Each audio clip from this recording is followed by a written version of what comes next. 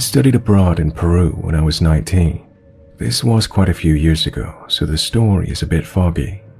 A lot of the time, I was the only white person around, so I stuck out. I would often get whistles and catcalls, but I think this guy was up to something more malicious. I was on a bus to one of the other neighborhoods, a route I had taken maybe once or twice by myself at that point. A man who looked to be in his 60s got on the bus, scanned the seats, then headed straight to the seat beside me. He was also white and wearing a baseball hat and t-shirt. He sat down and asked in English if I was American. I said yes and asked him where he was from. I actually didn't care and didn't want to talk to him, but I used to be polite. Anyway, he said he was from Lima, but he liked to learn languages. At some point he asked me where I was going, and I told him the neighborhood, but not the exact stop. He told me that he could read palms, so I said great and flipped mine up. He said that he didn't do readings for free. He told me that I could trade him English lessons for palm readings. I wanted all interaction with this guy to end ASAP, so there was no way I was going to give him lessons. I just told him he was already good at English. He grabbed one of my wrists and flipped my palm up. He told me that it was very interesting and that I really needed to know, but he would only tell me for English lessons. He asked for my phone number, so I lied and told him that I didn't have a phone yet in Peru, but he could give me his number and I'll call him when I get one. He didn't like that idea. He really wanted to be able to contact me himself. He hesitantly pulled out a piece of paper and wrote his number down. He wrote his name as Cholo. I read it and asked, Cholo? In Peru, that word is often used to refer to a person from the mountains and is sometimes derogatory. This guy was definitely not a Cholo. He was a white guy from the city. Well, he told me that I could just call him Cholo, brushing it off and said I didn't need to know his real name. I was very freaked out, but I didn't want to cause a scene. He told me that he was concerned I was lying and would not call him. He said that it had happened before when he asked a woman from India to give him lessons, and it didn't work out. He said he would hate for what happened to her to happen to me. At this point, my skin was crawling. I was panicking, but I still did not want to draw attention to myself. I realized that no one else on the bus knew what was going on. We'd been speaking in English the entire time. With as much sincerity that I could muster, I told him I would call him. He told me he didn't believe me because I wasn't looking at him. Then he grabbed my face and turned my head toward him. He had his hand wrapped around my jaw and was holding on firmly. I said I would call him and he let go. We weren't close to my stop, but I told him I had to go. I started to stand up, but he pushed my legs back down and told me we weren't there yet. So I sat down and was scared he would try to follow me, or that he wouldn't let me off. He kept his arm over my legs to stop me from standing up. As soon as we were in the neighborhood, I got off the bus. He didn't follow me, thank God. So that's the unsatisfying end of this story. That was the first or last time I saw or heard from him. I threw away the paper with his number, thinking that I didn't want it and didn't need it. I wish I had given the information to the police. I don't know what his plans were, and I do not want to find out.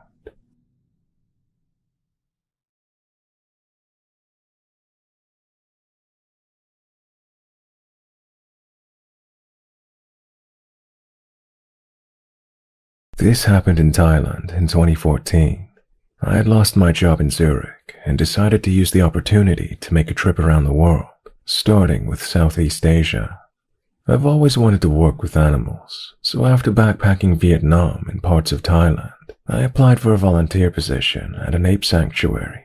They told me I could start whenever I wanted. The deal was that I had to make a deposit around 20,000 baht.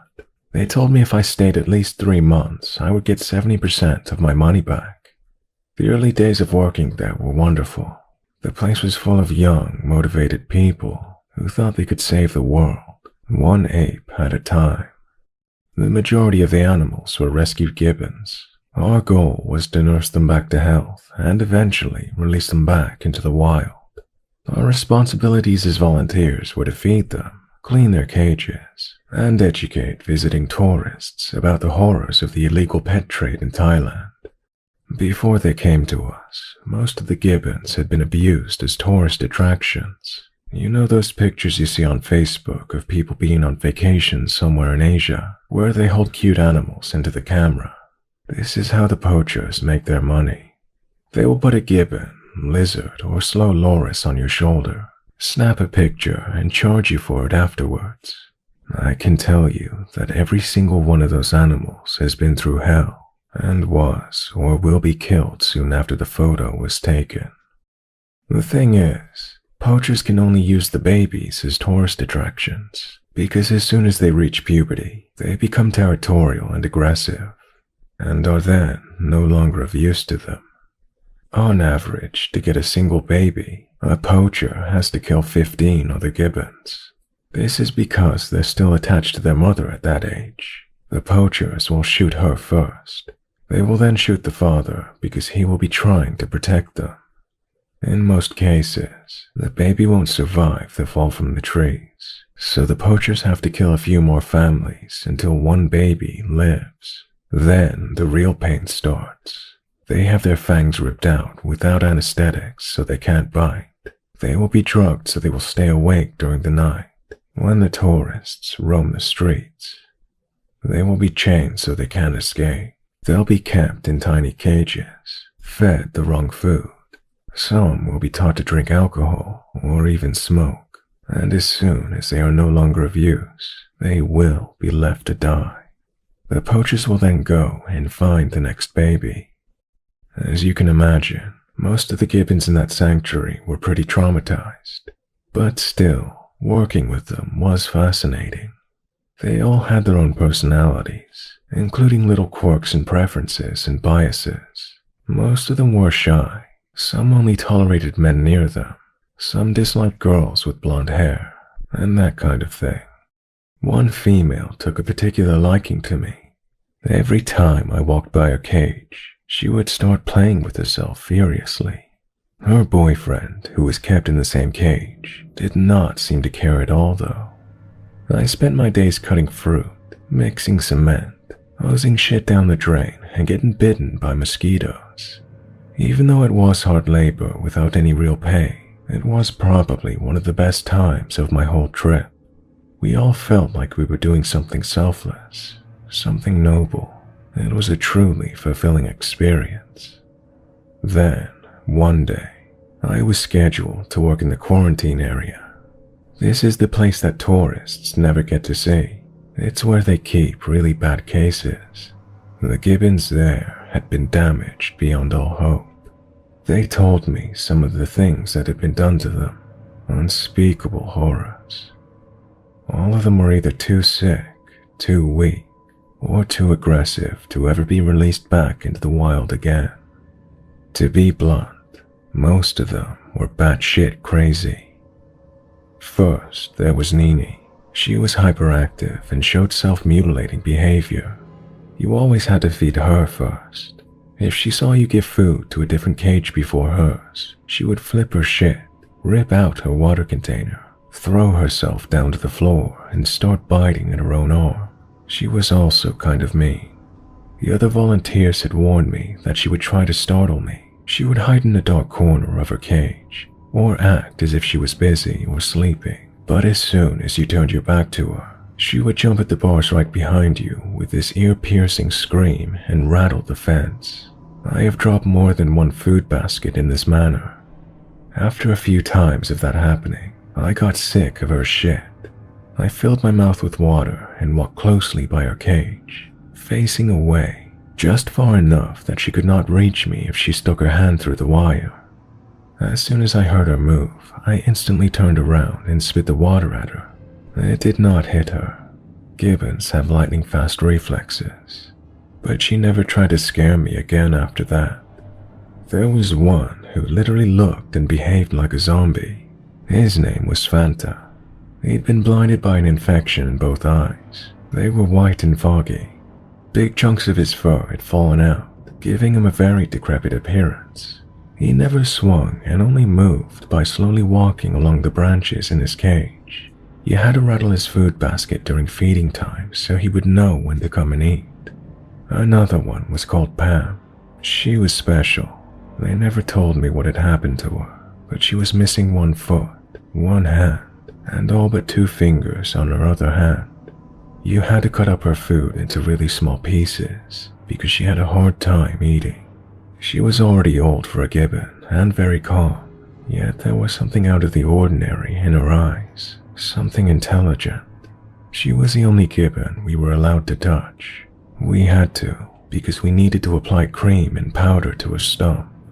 She hated the powder though, and would only allow it if she got a little massage first. Like all gibbons in this area, she was alone in her cage. I guess she just missed being groomed by a partner. The Thai worker told me the story about how, some years ago, a volunteer who was going to clean her water container found it empty. That was unusual for Pam, because she only had 2 fingers. She wasn't really able to drink that fast. He turned the container upside down just to be sure, when a dark green scorpion fell out and crawled away. There were a few more apes in the quarantine area, whose names I've already forgotten, but there is one name I will never forget. Boro. Boro was huge for a gibbon and strong. If he managed to get a hold of your shirt, he could pull you into the cage and rip it right off of your body with one pull. Same thing was true for tufts of hair. While most gibbons get really excited during feeding time, Boro was different. The first time I approached his cage, he didn't even come down to see what kind of food he would be getting. I could already hear him chew on something up in his cage. Black feathers were floating down from his branch. He had somehow managed to catch a bird. And Boro was one of the few gibbons who still had his fangs. There was also something wrong with his lungs. He was the only one you could actually hear breathing, and when he sang, which he did not do too often, it had this weird, rattling tone to it.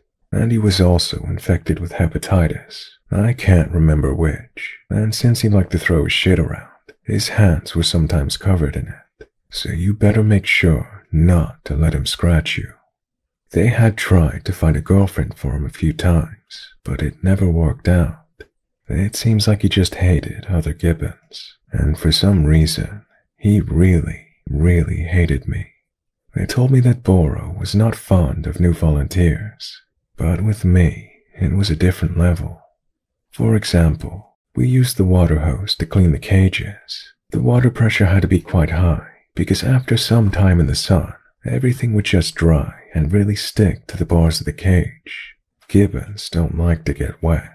That's why most of them hid in the top corners when we were cleaning the cages.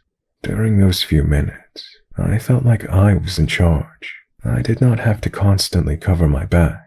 One mistake did not mean a new scratch or a urine stain. But to Boro, the hose meant nothing. Whenever I came close to his cage, he instantly tried to rip it from my hand. He didn't even care if he got soaked. He just cared about catching me or taking something away from me. Whenever I worked in quarantine, I could feel his stare. Whatever I did, he was watching me. Every single time I came close, he tried to grab me. He would hide in the shadows of his little house or behind some branches, then jump at the fence and reach through it. His claws were always exactly at face level, sometimes just a few inches away, grasping desperately. The keepers told me they'd never seen behavior like that. One day, a huge spiderweb had appeared overnight between a tree and the cage next to his, blocking my usual path. I'm not a fan of spiders, and I was behind on schedule, so instead of removing it, I tried going around it. It meant I had to get a bit closer to Boro's cage than usual. I thought it was still far enough. It wasn't. I tried to squeeze past the tree with my back to his cage. He caught the collar of my shirt. I was lucky that I was already holding onto the tree, otherwise he could have pulled me to the cage. I heard him hiss behind me as I managed to pull away, my shirt tearing, and me falling face first into the web. I took a little walk afterwards to calm myself down. When I returned, he was quietly sitting in the shadow of his house again, breathing this slow, rattling breath. That was the last time I ever saw him. Things I'm about to tell you next, I did not see with my own eyes, but the keepers told us at lunch a few days later. That morning, when the keepers and some volunteers arrived at the quarantine, they felt like there was something wrong.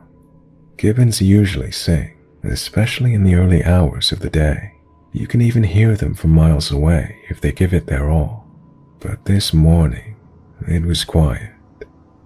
The first thing they noticed when they entered the area was a huge red puddle under Fanta's cage. What was left of him was hanging in the feeding area. They found parts of him in his food basket, outside his cage and on the ground.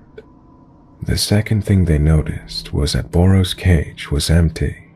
What had happened was that the part where his little house was screwed to the back of the cage had rusted, and combining its weight with his strength, he managed to rip it out and squeeze himself through the hole it left. Then he must have lured Fanta to the edge of the cage by rattling his food basket. None of the other Gibbons were hurt, fortunately.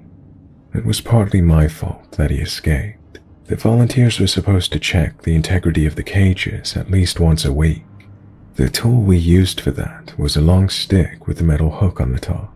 It should have been used to pull at the rusty parts of the grid to see if they still hold, but that type of work is a pain in the ass. The tool was heavy. The Gibbons would always go crazy and grab it. You had to go to places in the area that were hard to reach and that kind of thing, so almost nobody cared to do it properly. The team they had to catch the Gibbons was literally one guy with a blowtube. He was actually a great guy. He taught us how to cook a rice in bamboo, and he could climb a tree in seconds, but he was an alcoholic. Almost every night, he would down a bottle of Sang-Song and then try to find his way into the women's bungalow. Nobody really had any hopes of catching Boro again, unless he would return to his cage by himself, which some Gibbons before him actually did. From the moment they told me that Boro had escaped, working in the sanctuary became quite stressful for me. I always imagined him watching me from the trees outside. They went looking for him in the forest, but there was no trace, not even once we heard him sing in the distance. Still, every time a branch snapped somewhere behind the trees, I twitched. During the next week, we heard that some tourists had been attacked by a wild gibbon. They went out in the forest and looked for the culprit, but nothing came out of it. The following night I was awakened by a familiar sound. At first, I thought it was my roommate snoring. Then I realized it came from the window, which had no glass. There was only a mosquito net. A slow, rattling breath. It was Boro.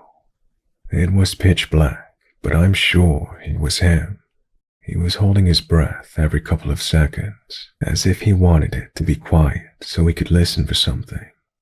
I just lay there, trying to not make any sounds. I thought about what I was going to do if he decided to come inside. My plan was to use my blanket to shield my body. My roommate would surely help. After a few more moments, the rattling breathing stopped one more time. It never resumed. He was gone. The next day, I told our boss that I was leaving. It was not only because of Boro. Some of the other people that I really liked were leaving too. I just felt like my time there was over. There were many more places in the world I wanted to see. I'm sure they were able to afford a few new cages with the money I left them, so I didn't feel bad about my decision. I don't know if Boro ever returned to the sanctuary. When I think about it now, I just feel sorry for him. He was not evil, just a wild animal that had experienced more terrors than the most of us can imagine.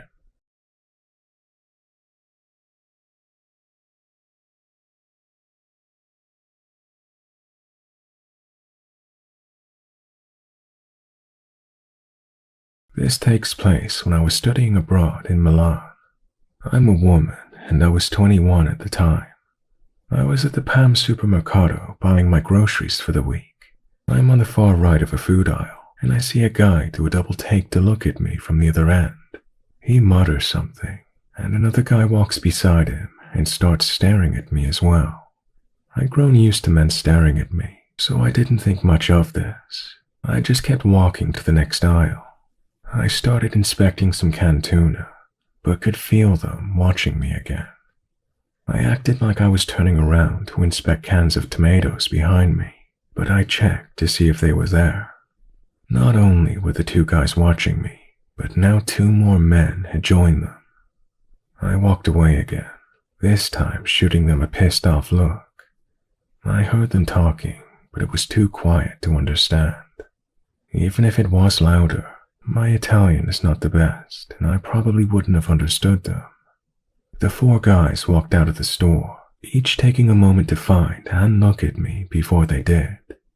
Then they're gone. I'm relieved.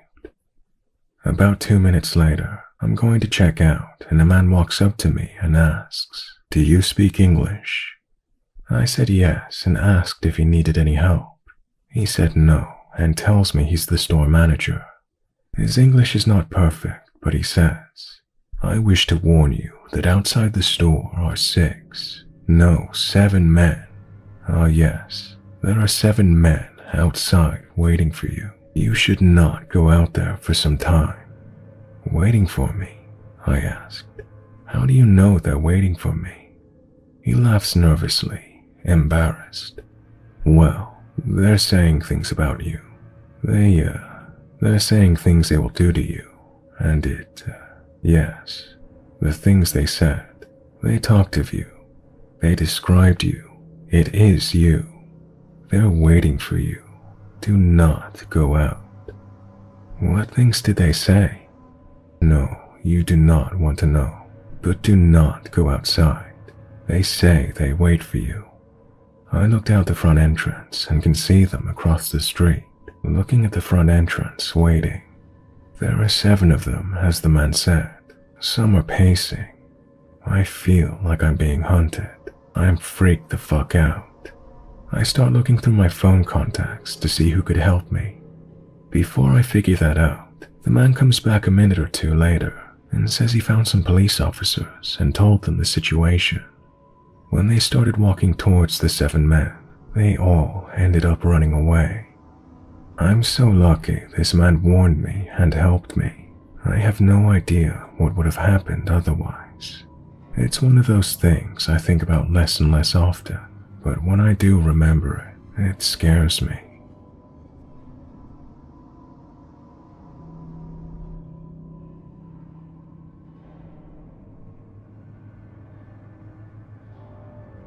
I'd been living in Prague for about a year. I taught 3rd grade at a bilingual school during the day and worked door security for a tourist bar at night.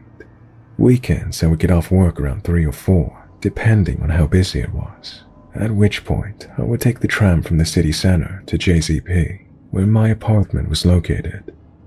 At the time I was 22 years old and had short black hair and round glasses. Just remember this. One night I stood at the back of the tram, headphones in despite my phone being dead. They were like a security blanket to prevent me from socializing with drunk English speakers that populated the city center that time of night. This group of 7 guys looking to be between 25 and 30 got on being loud and drunk. I'm okay with accents, and these guys were definitely British, probably there for a stag do. I ignore them until I hear this conversation. "I'd fuck that Harry Potter looking girl," one of them said. "Like she'd fuck you, mate," another chimed in. "Like I'd give her a choice," he replied. There was laughter and high-fiving. "How can you even tell that's a girl?" "Only one way to find out, isn't there?" he said, followed with more laughter.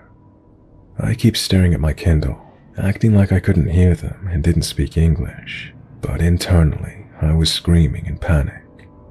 My stop was only 2 away, and I figured I'd want to be as close to my flat as possible when I got off, so I sit there, ignoring the leering until the tram gets to my stop.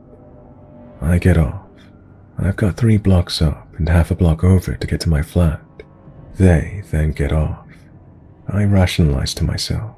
I had a test. A stupid thing I did to see if people walking behind me were following me. I cross at weird places in the street. They crossed. I pick up my pace and now I'm walking fast but not running. Their pace picks up and laughter emanates from the group behind me. I refuse to look back. I make the 3 blocks with them steadily closing the gap to me. I turn left and bolt, running as fast as I can go. Keychain with rock in my palm and building key between my thumb and pointer knuckle. I slam the door, and even though it locks automatically and doesn't have a turntable handle, I throw the deadbolt and continue running to my flat, where I also turn the deadbolt. I get to my room, which faces the street, and I curl up in the corner, shaking, as through my open window I can hear, "Where'd that bitch go?" along with other things I'm not going to say. After about 15 minutes, I hear them go away.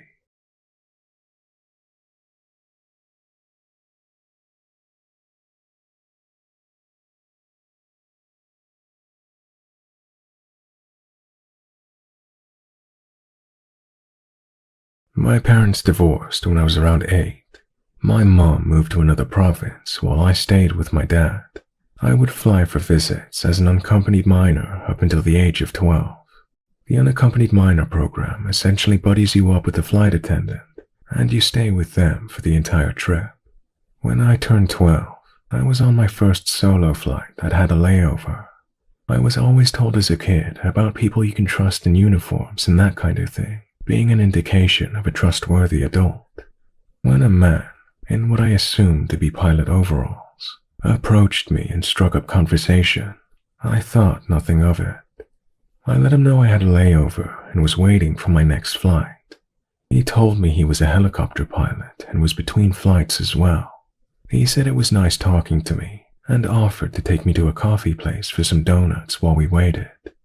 Stupidly, I accepted the offer and began to follow him. As we approached the main doors, my "oh shit" radar went off.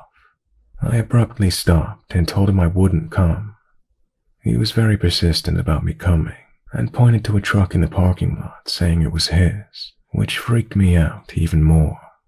He continued on his way, and I think about that interaction a lot. I'm haunted by what ifs. Maybe it was completely innocent.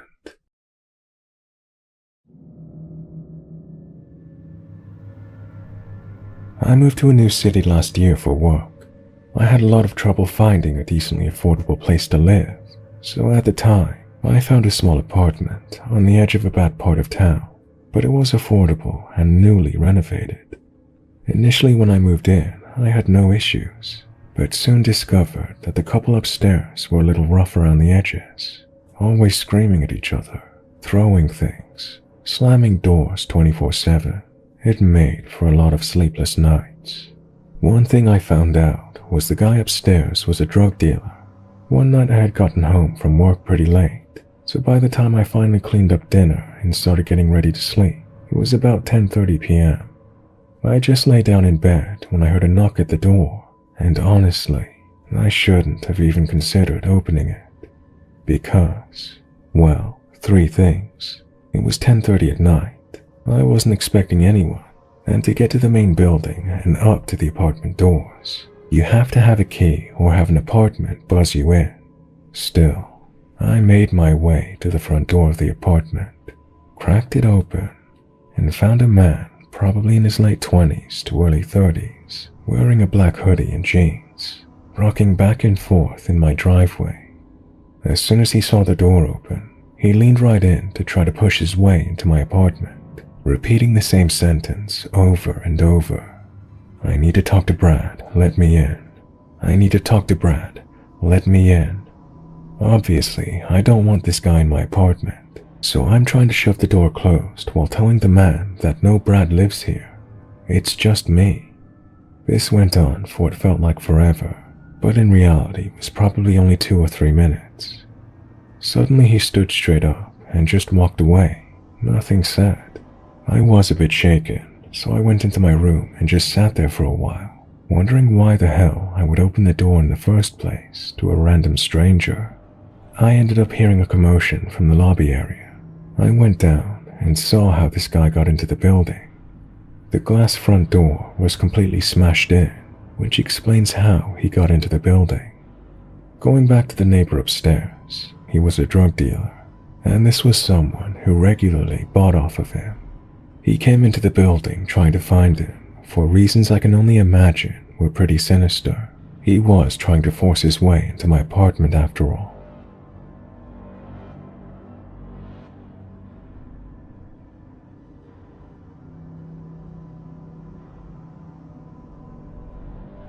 So for starters, I work overnights at a hotel in a seedy area. I'm female and work the night audit. My personality is that of an unapproachable shrew with the looks of a sultry, overworked hotel employee. As of writing this story, I'm currently awaiting for the police to show up so I can make my statement. It was so sudden and abrupt, I'm still shaking. An inebriated man was standing outside with his attractive girlfriend, having a cigarette. He was loud and overall being disgustingly affectionate. I remember asking myself, why are you outside doing this when you just paid money for a place to do this exact thing in? While they are doing this, unknowingly to them, I noticed a man wearing an army uniform walking towards them at a very steady pace. The army man stops right next to the inebriated guy, puts his hand on his shoulders, which startles him, and says something. I'm assuming he was asking for a cigarette. Regardless, the inebriated man stops what he's doing and starts to fumble around in his pocket. I guess the man had a cigarette because he went to extend his hand out to the soldier, and all of a sudden a red Ford or something speeds around the corner like a bat out of hell. It stops right in front of the couple, and then the woman was pulled into the car. The inebriated man is then also thrown in. The soldier jumps in and they drive off. I observed this all from my front desk. There was nothing I could do, no matter how fast I ran. No matter how quickly I could have gotten to her, it would not have been fast enough with the situation that had just taken place. Let this please be a lesson to everyone out there. No matter how safe you may feel, you are not.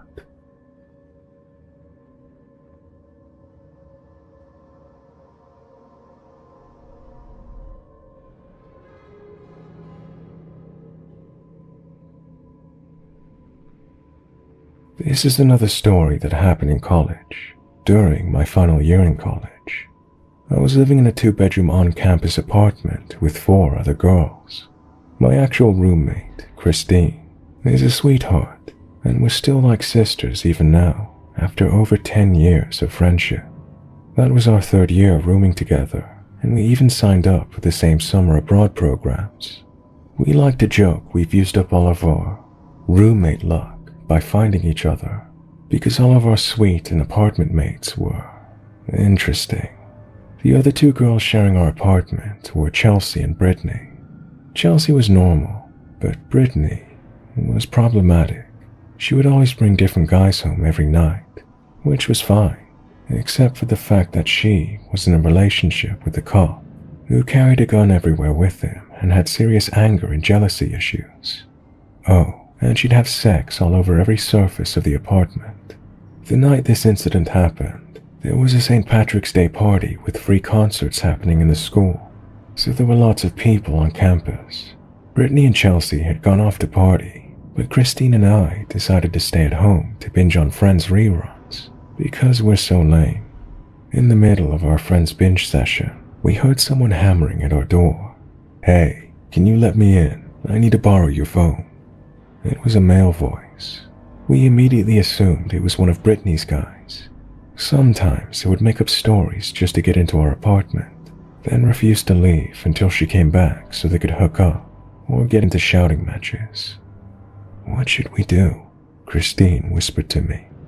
I knew what she wanted, but she was too nice to say it, so I said it for her. "Let's pretend we're not in and not answer."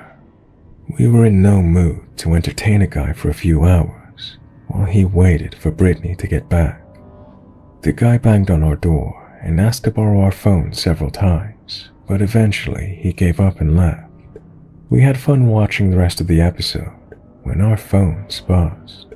We both checked our phones, and it was an automatically generated campus-wide alert text. There was a stabbing on campus. It was in our very apartment. It happened in the unit right above ours. The stabber was an unidentified male, and he was still on the loose. I looked at Christy and asked her, could it be? She looked unsure, but said, no, it couldn't. Yeah, it couldn't be. We made sure we barricaded the door to our room before we slept, though, in case Brittany brought Mr. Stabby home. I mean, she doesn't have the best taste in men. The next day we read the school paper to find out more about the incident. Apparently, the guy knocked on the victim's door, asking to borrow her phone. She let him in, and as soon as he was inside of her apartment, he grabbed a knife from the kitchen countertop and stabbed her multiple times in the stomach. He was a complete stranger, and it seems that his only motivation is to stab someone. Since the campus was filled with thousands of people during the party, the guy easily slipped into the crowd and disappeared. Our apartment was on the ground floor and right next to the stairs. If someone was to go knocking on every apartment, our apartment was most likely before the victim's apartment. Christine and I spent a few minutes shouting, "Holy shit, holy shit, oh my god." Turned out having a shitty apartment mate may have saved us. If you were a fellow lion during that time, you'd remember that it was a month after there was a shooting over at a high school basketball game hosted on campus. Fortunately for me, I was graduating in 2 months, so my mom can pull me out of LA and make me move back to Indonesia ASAP. Yes, my mom received the alert too. She knew our apartment's layout, so she also pieced everything together and realized it could have been me or Christine.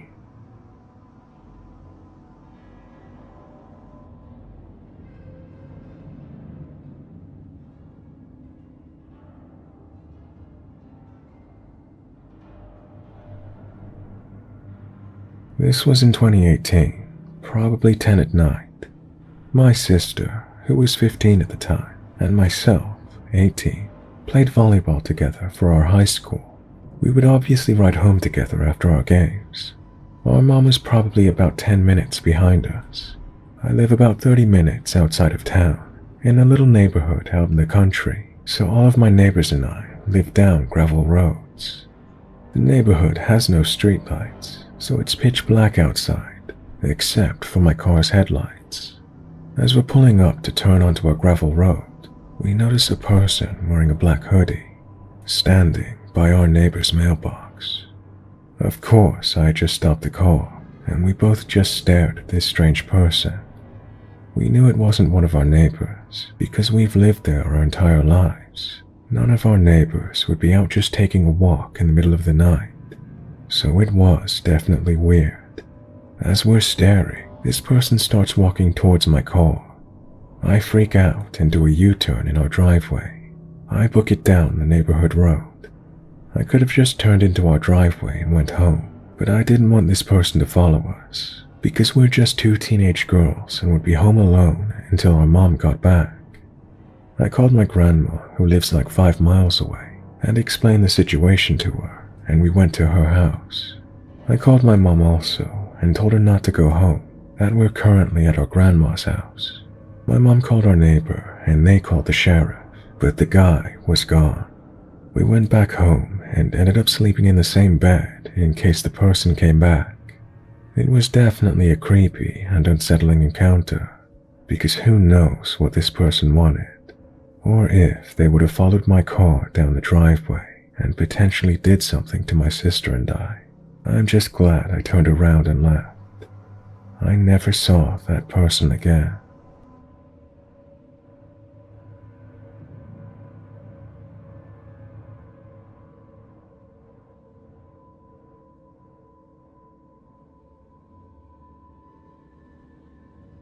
week or so ago, I went for my very first job interview.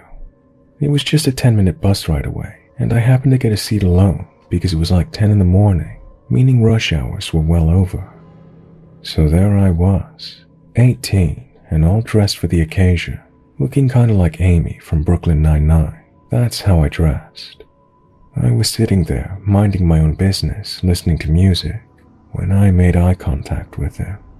Mid-30s, dark, tightly curled hair, somewhat of a small beard and creepo-style mustache, sloppy dress and a backpack.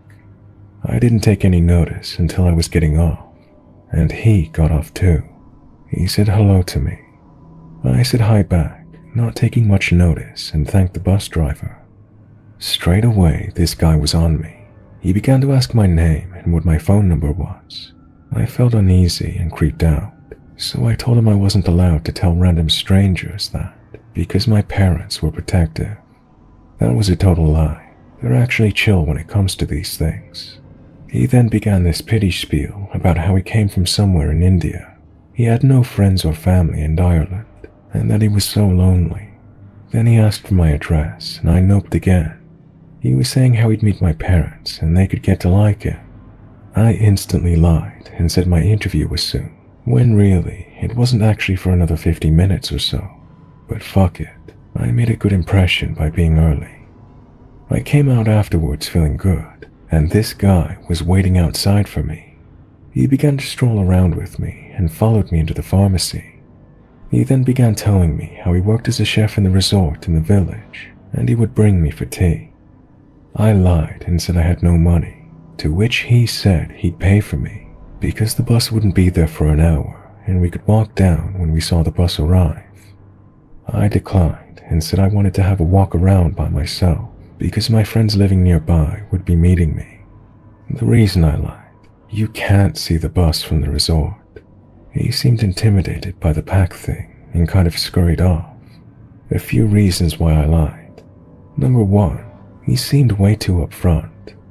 Number 2, he was smiling and laughing when he told me the pity story, meaning he wasn't really sad about it. Number 3, I know a girl who's a pastry chef and the daughter of a baker. I've done home economics classes. Facial hair isn't usually allowed in hotel or resort kitchen areas. And number 4, that scenario is how most Law and Orders, CSIs, Criminal Minds, and other shows start. So, cut to a while later. I'm hanging out at the bus stop and the bus arrives. Guess who doesn't? That man.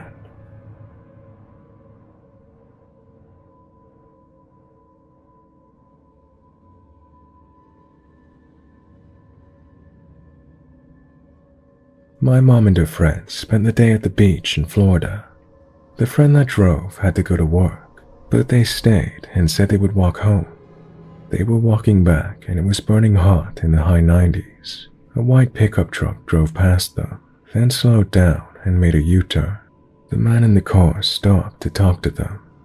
I should preface this with the fact that my mom and her friend were both drop-dead gorgeous. They were wearing bikinis and shorts. They said the truck that stopped was driven by a young man that was very handsome and probably in his late 20s. He offered them a ride. My mom said no, but her friend started to whine and said, "Come on, it's hot and we have another mile to go, and we'll just take a few minutes." My mom still didn't want to, but her friend climbed in the truck and my mom didn't want to leave her alone. So she reluctantly climbed in the front seat with her friend in between her and the man. Her friend was a chatty Cathy. She talked away to this guy without paying attention to anything around her. My mom had a bad feeling and noticed the man still hadn't turned his truck around. He was heading out to the dunes where there was nothing but deserted beaches for miles. She looked over and noticed the man was touching himself. My mom instantly became angry and she grabbed the door handle and opened the door. She said, "You need to stop this fucking truck right now and let us out, you sick fuck." At the same time, her friend snapped out of it and saw what was going on. She flipped her shit, and according to my mom, dove straight over her and out of the moving truck. As she jumped out, the man tried to grab her and only got a hold of her bikini top, so it came off. She said she watched as her friend hit the ground, and everything was like slow motion. The man then began to speed up. My mom was looking at how fast the ground was moving, and the man says, "You can stay in here with me, or you can jump out. You're gonna die either way." That was enough for my mom. She jumped out and skidded across the road. Her entire left side was road rash from head to toe. She laid on the ground, dazed, wondering if she was gonna die. Her now topless friend ran over to her screaming, "Get up, he's coming back." My mom rolled over and looked in time to see him doing a U-turn, speeding back to finish what he started. Her friend helped her back up and they ran towards the beach. They just happened to jump out right where the lifeguard station was. They were greeted by lifeguards, many of them their friends who administered first aid. My mom went through months of healing and had sprained an ankle. Her friend was unharmed, and the man was never caught.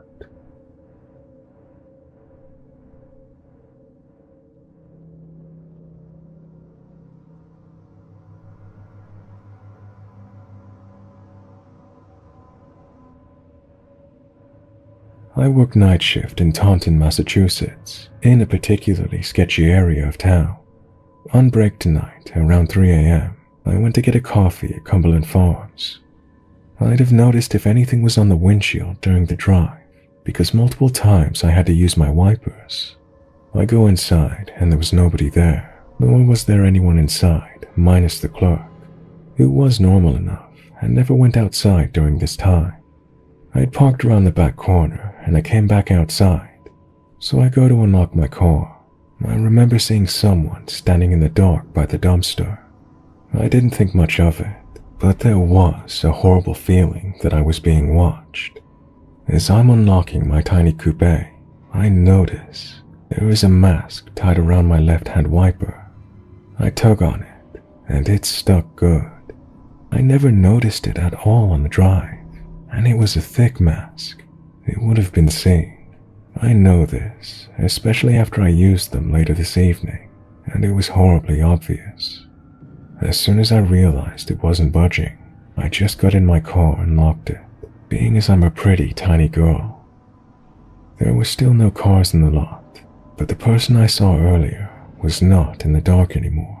They were pretty close to my car with their phone lit up in their hand. I peeled out of there, but I felt pretty creeped out, like it was a distraction to get me focused on something so they could hurt me. The whole time I had this paranoid sinking feeling, like someone was watching me, and the fact of how close they were to my car really bugged me out.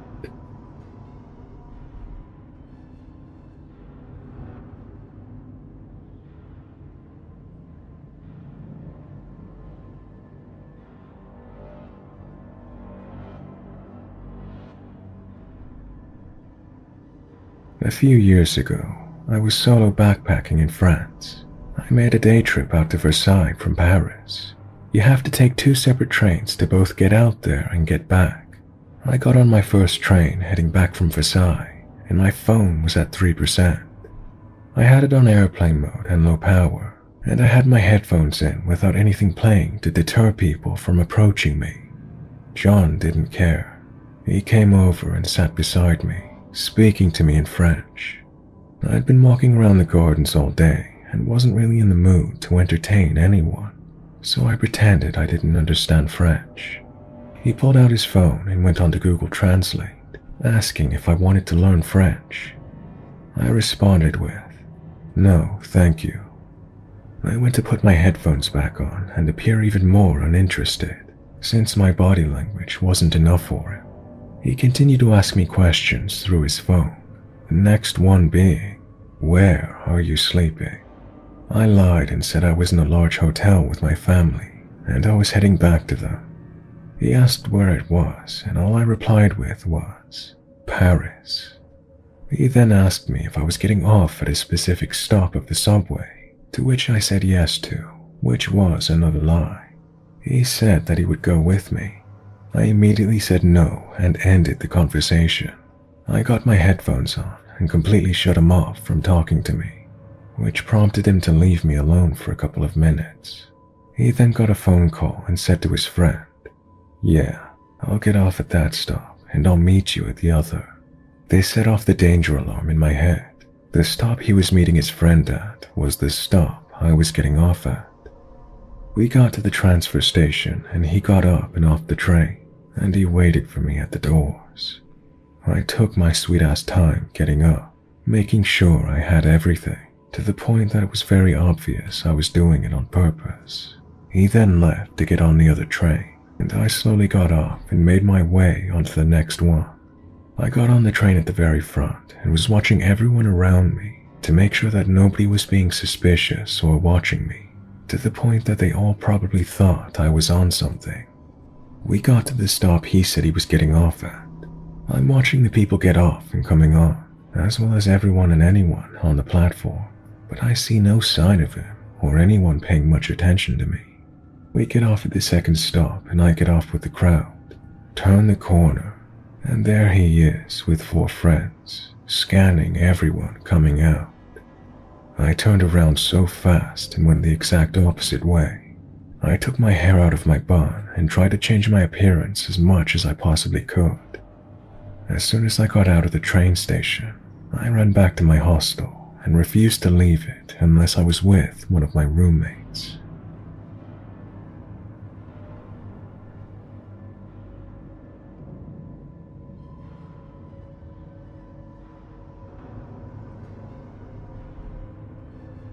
When I was 13 or 14, I would walk to school with some friends. We would all meet across the street from my house, next to the corner store.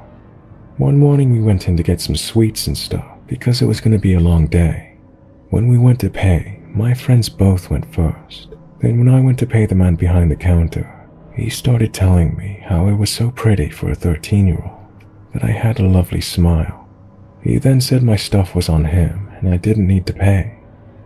I didn't think much of it because I was an oblivious child, so I just thanked him and left. This ended up going on for a few months, and he'd be overly polite and complimentary. He promised to give me things for free as long as I promised to come in again another day. He started questioning where I went to school and what I did, and more things along those lines. And at that point, I started to realize this was a bit too much. After this, I went in one morning. I was tired and stressed, so I wasn't my normally cheerful self. He didn't like this and started telling me to smile, so I gave a little smile, paid for my items, and left. It was at this point he was following me out the door, shouting, "Smile, you have a pretty smile. Please smile for me. Say thank you, smile." Me and my friends all ran away as fast as we could. He chased us down the street a little way. That was the last time I ever saw him, because I'm pretty sure he got fired.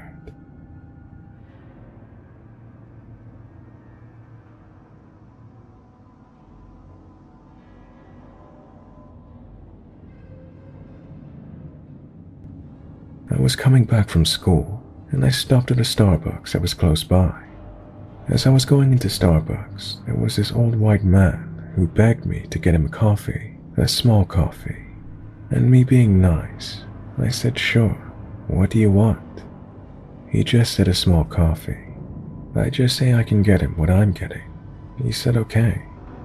So I go inside, get our drinks and come back. Then he asked me if I lived around here. I said yes. He asked me if I go to the school here, and is my apartment near. I said yes.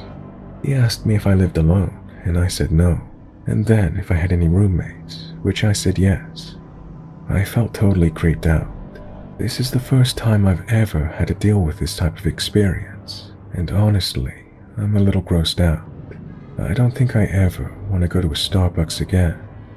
This is the reason why I will continue to carry pepper spray and a taser.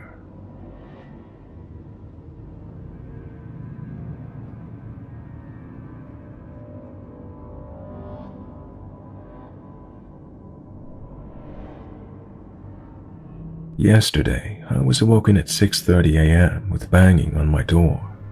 I tried to ignore it, but it wouldn't stop. It went on for 5 minutes. I reluctantly opened it, and there was a man and a woman.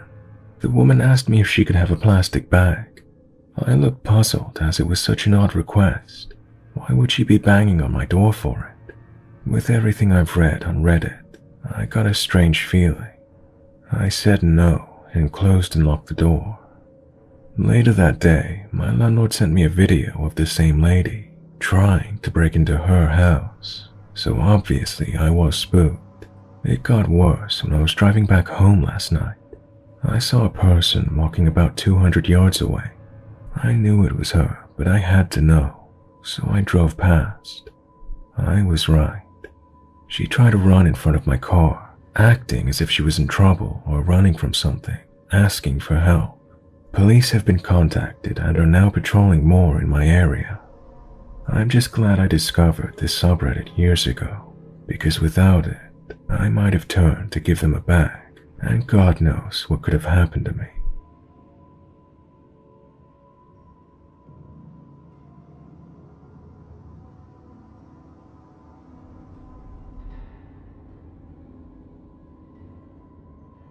I was about 16 at the time. My family and I went to go visit some relatives we had in a foreign country. I was born and raised in the USA, but we still go back often to visit relatives. My dad didn't want to keep paying for a hotel, so a few years back, we bought an apartment. This trip was our first time staying at the apartment. The way the apartment is set up is there's a living room where the entryway is. It was the only air-conditioned spot. My dad went back to the US to finish up some business as he was going to meet us there at a later time. So it was my mom, my 3 brothers, and I. The landlord who gave my mom the key was sort of creepy from her description, but it didn't really alarm anyone that much. Another important thing to the story is, my mom got the key and met the landlord alone since we were taking care of things at my uncle's house. It had been a few weeks and my mom couldn't stand her room since there was no air conditioning. I didn't blame her, so we all slept in the living room. Nothing out of the ordinary happened until about 4 weeks into staying there. At around 2 a.m., my mom was waking me up, but with a finger over her mouth, basically saying, "Keep quiet." My mom never does this, so I shut up and made a hand motion, asking what was going on. She pointed to the door and someone was jiggling the doorknob. We had forgotten to lock the door, but thank God my older brother got into the habit of using chain locks from his college days. It should be noted that my brother was dead asleep in another room, so I was now the oldest male. My mom was distraught and I was thinking about what to do. I was thankful that at least the chain lock was there, but I think the man on the other side noticed that that was all. I see a face pressed up from the small gap, and I shit you not, it was the landlord. He finally gives up after about 10 minutes, or so I thought. The next thing I see is a coat hanger trying to open the chain lock. I finally decide to do something, so I body check the door, slamming it shut. I locked the actual lock and yelled in a foreign tongue what would be the equivalent to, "Fuck off." I looked through the people and the man seemed surprised to hear a man's voice. I guess he assumed my mom was alone and the only one to check in. He scrambled down the stairs. All said and done, he was gone by 2:30 a.m. I looked out the window across the street at the landlord's house. He just stared at me and then turned off the lights in his house. When we woke up, I told my brother. We called the police, but they said we didn't really have any evidence. It was our word against his. My mom wasn't sure it was the landlord, but I swore it was him. I had seen him. My dad arrives 4 days later, and I told him the story. He met with the landlord and agreed he was creepy. My dad actually believed me. My mom didn't feel safe anymore, so we left that apartment the day after my dad arrived. As we drove away, the landlord gave me a little smirk and wave. By now it was daylight, and I kinda wanted to beat the shit out of him.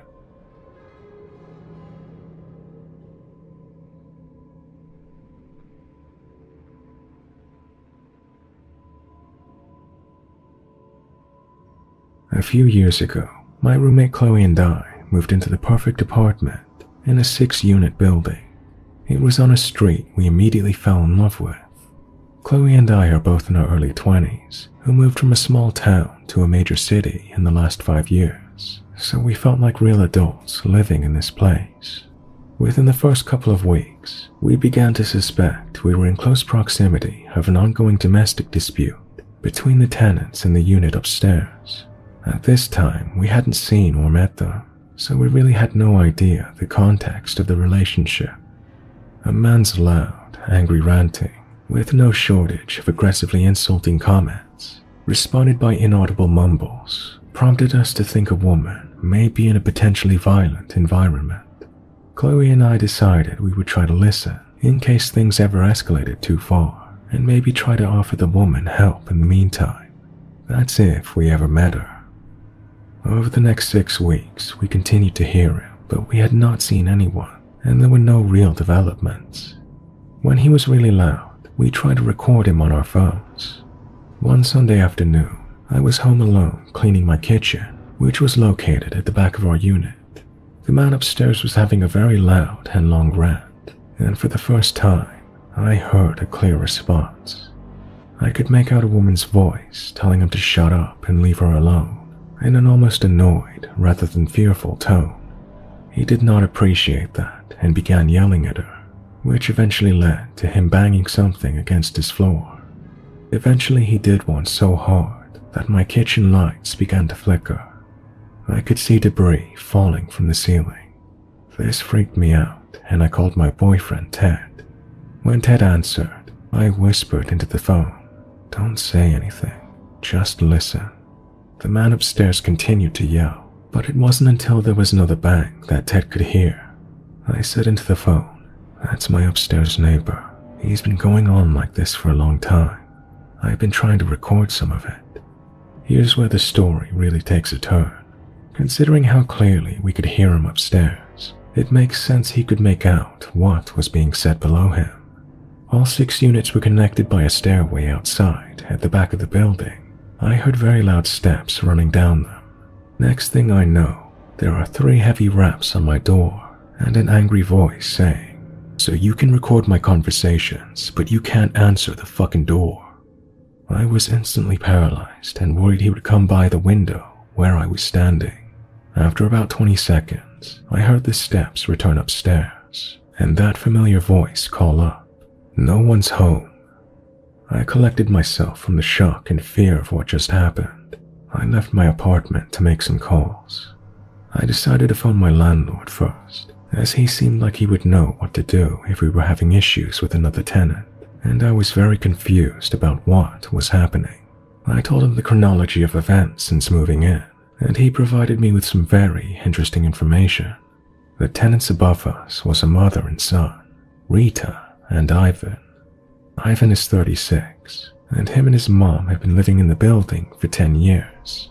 During that time, Ivan never had a job, and in the last couple of years had caused some problems for the landlord, specifically him and the previous tenant of our unit, who had moved out over a year ago, had butted heads several times, which is why my landlord had decided not to mention anything to us. He knew Ivan had some issues, but assumed it was an isolated and contained issue. The last thing the landlord had told me was that while the previous tenant was in our unit, Ivan had approached them, accusing her of installing something in his wall to listen to him. Maybe I'm dense, but this did not set off immediate alarms something more serious was going on with Ivan. I was still believing the woman's voice I heard belonged to someone in danger, so I called the city non-emergency police line, who sent a car over to make sure she was safe. She was, and they promptly left. After our call, the landlord began to build a case to evict my upstairs neighbors, on the grounds they were impeding on other tenants' ability to enjoy their space. Things upstairs had been mostly quiet for 2 days, until I was in touch with the landlord again over the phone. He provided me with some more information, specifically that he believed when Ivan was ranting, it was towards the previous occupant of our unit, rather than Rita. This obviously seemed odd to me, but we were still trying to piece everything together, so we had to keep an open mind. The landlord also reiterated how Ivan really changed in the past couple of years and had caused problems before. His reasoning for not giving us a heads up before moving in was that since the last tenant had moved out, he had been quiet and kept to himself. In the days after this call, the ranting started up again as we waited for an update on the eviction process.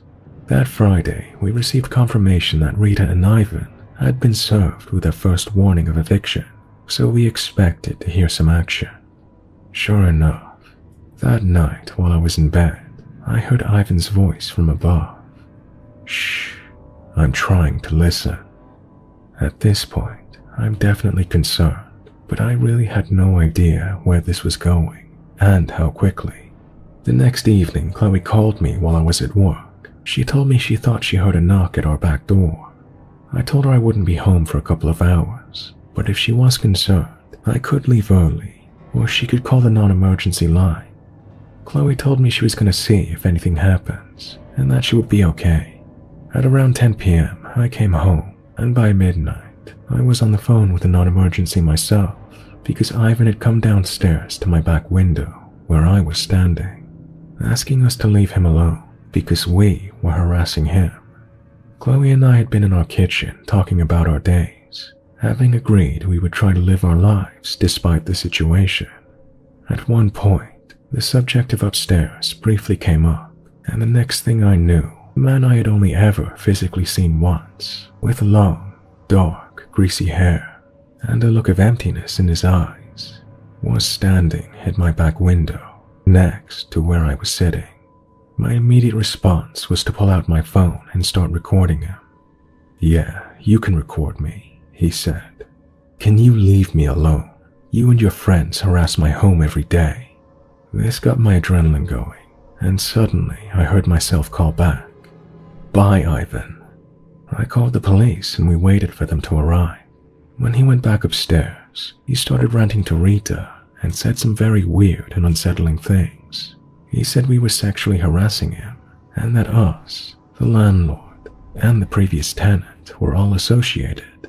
He then mentioned the bat we have beside our back door, which he wouldn't have seen at the window. Therefore, he had listened to us mention it. He also knew my name, having only ever seen me once. The police arrived and essentially told us there was nothing they could do. They knocked at Ivan and Rita's door. However, no one answered, and they stayed silent. The officer advised us to go to the station the following day and have a specific officer assigned to check in on us and monitor everything. They left, and I called my boyfriend to come and stay over for the night. In the hour after the police left, Ivan ranted sporadically, repeating much of the same things we'd been hearing in the past week. Ted came over. He heard for himself what was going on and agreed it was very unsettling. Banging came from upstairs, and Ted said he was going to go out back for a smoke, that if Ivan came outside to call 911. Ted had injured his back the previous week and was concerned if Ivan was going to try to come downstairs again. He decided to bring the bat with him. Minutes later, Ivan had come outside and was standing at the top of the stairs, yelling that he was going to knock us out. He started coming down the stairs when Ted picked up the bat, telling Ivan to stay upstairs. I called 911, and our downstairs neighbor came outside to help us, having heard the commotion. The police arrived, and I experienced some of the saddest minutes of my life. For starters, when the police went upstairs this time, Rita answered and completely defended her son. The woman we had initially been concerned was at the receiving end of domestic abuse, told the officers we were not leaving her son alone, that he'd almost been attacked by my boyfriend. The police said there was nothing they could do and left us for what felt like bait in order for our concerns to be taken seriously. They left. We heard Ivan amp up again. This time he was saying he was going to kill those fucking bitches downstairs, so we packed up and left for the night, each staying with a friend. That was a tough night, as we both came to realize this apartment we thought was so perfect had a pretty fatal flaw. We had no idea how this was going to end. We met up the following day, and after encouragement from our families, we went to the police station, needing real help with a potentially dangerous situation. It was eventually arranged that charges would be placed on Ivan for uttering death threats.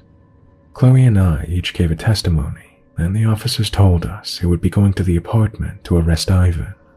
They advised us not to stay there for the night, if possible, in the event he refused to be taken by them, as this could escalate things. Without a warrant, the police had no way of forcing Ivan to go with them, but I had a feeling he would be, since I heard him at one point mention that he was the one protecting their home. Sure enough, when the police came to the building, we packed overnight bags. Ivan let them take him away, despite his mother's protests, which included accusing us of lying and threatening them. We packed up our things, watched him get taken away, and we left, never spending another night at that apartment. Since all of this, there have been a few updates. First of all, we moved, and the landlord was very generous in his reimbursement to us, having known Ivan had issues that he greatly underestimated. Aside from not wanting to be sued, I really believe the landlord to be a decent guy who just made a judgment call that went completely wrong. We received a few updates on the legal proceedings, both from the charges that were pressed and the landlord's eviction process of Rita and Ivan. Ivan was released the following day on bail with a number of conditions, and we're waiting for a court date, I guess. The landlord is also waiting for a court date, having filled all the pre-required documents. The final piece to this completely bizarre sequence of events was the Facebook profile we found, having looked him up on a whim. Ivan hadn't posted in 3 years, which lined up with the timeline of when the landlord said he began causing problems. He had some unsettling posts that we provided to the police, in addition to frequent mention of a relationship he was in. He has dozens of posts about the person, with no response, including no likes on any of it. It's strictly posts made to an anonymous person who had no interactions, nor did anyone else. Having researched what I believe Ivan is suffering from, I am curious if this relationship ever existed, or if it was another delusion. That's the story. Thank you for listening to it.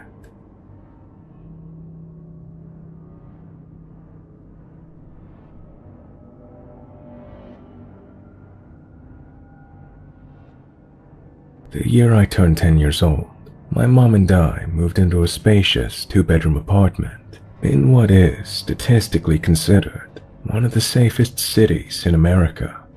We moved out just a few years ago, after my grandmother passed away, but I spent 12 years living in this place. The apartment was one of 5 in our building. You know how a duplex has 2 units in the same building, split down the middle. This building was quartered into 4 units with an added unit on the lower level. We had the unit above the lower level.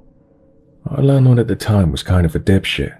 If something broke and needed fixing or replacing, he would come and attempt to fix it himself instead of just hiring an expert, and all the while he'd make comments about how women break things. What can I say?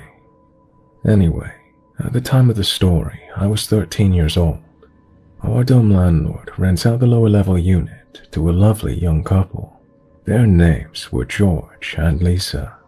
On the night they moved in, I remember they had music just blasting from their new home as they moved furniture in boxes down the stairs with their friends. It was uncharacteristically loud for the neighborhood, but none of us other residents actually had a problem with it. They seemed pleasant enough. The pleasantries lasted about a week before George and Lisa started having these blowout screaming matches. My mom and I would hear her start screaming and cussing him out. He tried to get her to back off and calm down, and then they moved on to the next stage, which was slamming and throwing random shit at each other. Always after an hour or so of this, things would go quiet. Then Lisa would be heard in the back of the house, where the bedrooms were, just sobbing. There was one day where I heard Lisa walking around outside, having a conversation with herself in different voices. A few more weeks and we began to notice that George and Lisa got a lot of strange visitors at strange times, who always seemed intoxicated, and sometimes banged on our huge living room window, without knowing whose window it was. When it was very quiet, I heard scraping sounds coming from the kitchen area, a lot. One time I heard George and Lisa having the most obnoxious sex I've ever heard. The night things went too far for us was when a woman showed up at 3 in the morning with an empty milk jug and started ringing every doorbell to our building, scratching at the front door, trying to get in, moaning and yelling for George and Lisa. She disappeared after a few minutes, and suddenly we hear the back door to the building jiggling. You could tell there was more than one person trying to break in. My mom called the police and we gathered our things and went to a restaurant for breakfast, exhausted after no sleep. We then went and booked a hotel for the night. We just couldn't deal with them again. After we complained to the landlord and the police multiple times, things got quiet and really awkward between us and the neighbors. And that's when the FBI showed up. I shit you not. I go to answer the door, and the man and woman ask if they can talk to my adult. I say sure and lead them to my unit, which we always kept open during the day anyway. And right there, they open a binder and show us photos of George and Lisa. They ask if we happen to have seen them before, and we tell them they live downstairs. It turns out they're both living under false identities, major fraudsters, and dealing cocaine. Shortly after this, George and Lisa moved into the apartment building across the street, and they were arrested within a month.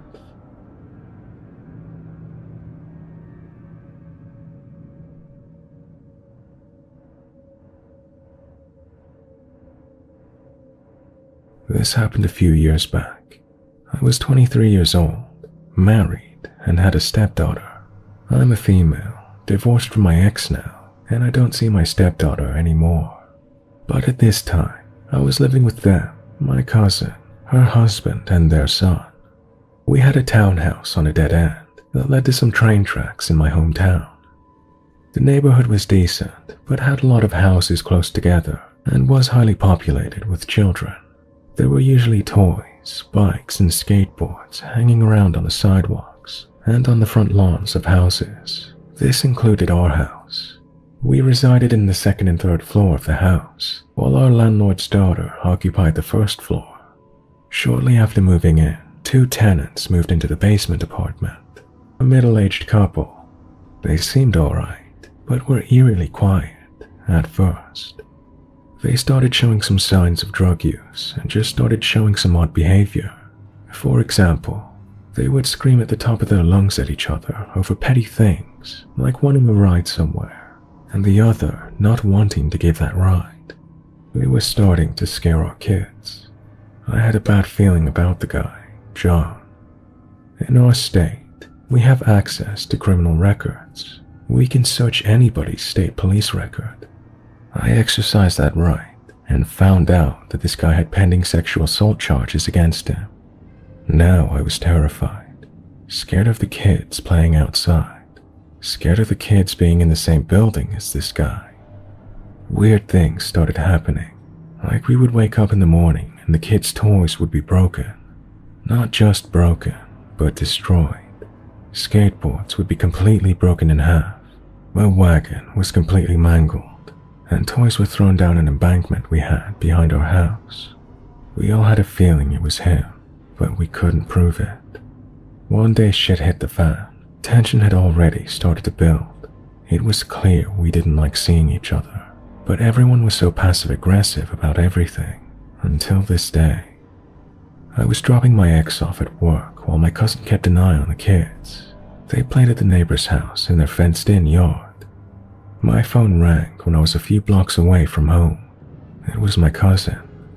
I remember her saying, "I think we're gonna have a problem." I asked her why, and she said, "John is throwing shit down the embankment and knocking over the garbage bins." My first thought was, those things are full, he must be making a mess. And boy, was I right. I pulled into my driveway to see all of our recyclables scattered across the edge of my driveway. It made my blood boil. I got out of the car and looked over at his door on the side of the house. I saw him throw something out of the doorway, and we met eyes. As soon as that happened, I took that chance to confront him. I yelled over to him, What's the fucking problem?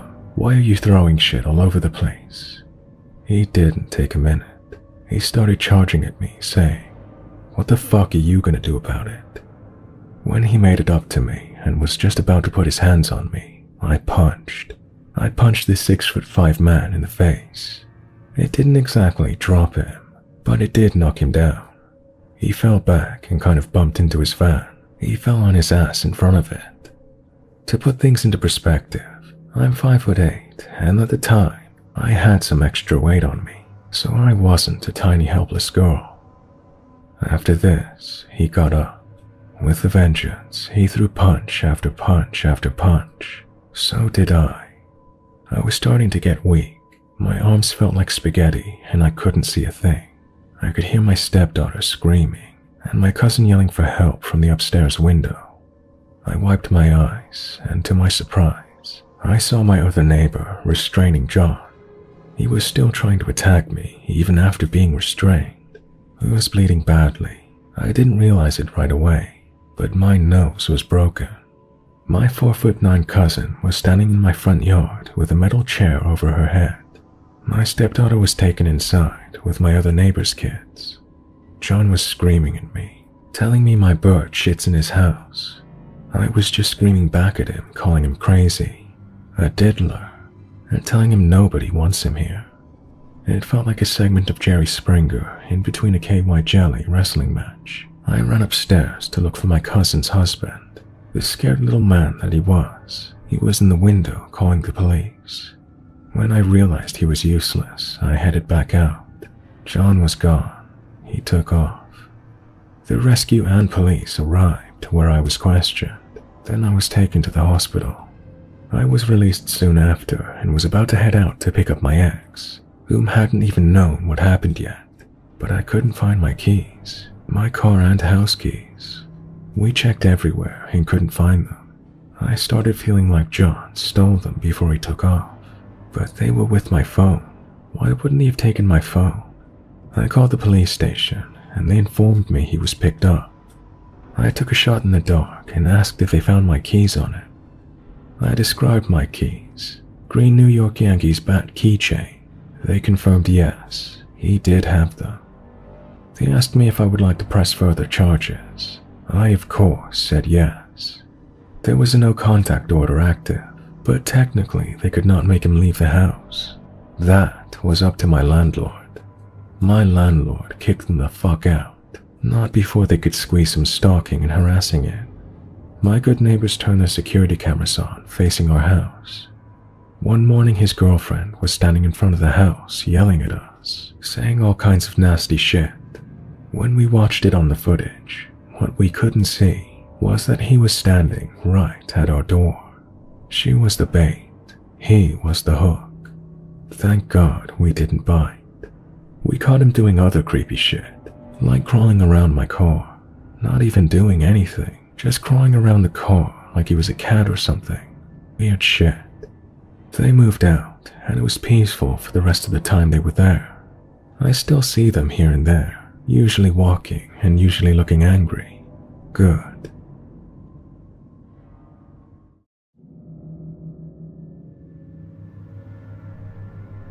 A couple of weeks ago, my mom was coming back from the store at around 10 p.m. She got herself a pack of cigarettes and was hanging out with a friend of hers as she did so. On their way back, they came across Jeremy. It was a guy they'd both met, and even I had seen him a couple of times. Nothing major, just an acquaintance we barely spoke to, though he was either high as hell this time around or drunk, or both. I don't know. I do know this wasn't how he usually acts. Jeremy was angry over something. He came up to them and started screaming about wanting to fuck them. He then pulled it out, in public. After both my mom and her friend tried to just walk out of the situation, he started attacking my mom. Both my mom and her friend started fighting back. They managed to get him to stop. They made their way back to the house where I currently am, unaware of what the hell was going on. However, note that I said stop, not leave. He lived in the same building as I do and was following them from a distance away. So they both made their way upstairs when my mom realized she'd left her keys inside. Nothing new. She's pretty forgetful, and I'm generally here to open the door when she does. The problem being, Jeremy made his way upstairs too, past where his floor is and to ours. He tried to fight her again. I opened the door to my mom shouting my name and being absolutely clueless as she entered, and tried to close the door, but Jeremy pushed the door open before it could be shut. He made his way into our apartment. This is where I got involved. I grabbed a knife and threatened him to get out, which he did. I have no idea how he managed to get this impression, but he seemed to think I was trying to fight him, because after we made sure to slam the door the exact moment he exited and locked it, he started screaming at the top of his lungs about how we were pussies and to call the police, claiming he knows the landlord and can get him to delete any footage caught from outside of the building and the hallways inside. My mom, being a quick thinker, started recording him from the door as he banged and kicked it, trying to open it. Eventually, he left when he heard we were actually calling the cops. You would think this would be over, right? No. It keeps going. After a couple of minutes, he returns to the door with a knife. He started stabbing our door while screaming and insulting us at the top of his lungs, saying he will kill the cops too. The police can clearly hear him from the phone, and I think that's why they came this time round. The doors in this building are strong stuff, metal I think, I'm not quite sure, but while he made some light holes and scratches, he couldn't do much to it, so he shouts he'll be downstairs waiting for the cops, which we of course inform the cops currently on the phone of. And perfect timing, while he makes his exit, they make their entrance, both using 2 different elevators. 4 officers knock on our door and we open up and told them what was going on. We told them what happened start to finish. While my mom showed the cops the footage she recorded, I was taking pictures of the damages to the door. The cops, clearly not wanting to be here, begrudgingly said to come downstairs with them. So my mom and I did, to which we heard screaming from the 1st floor.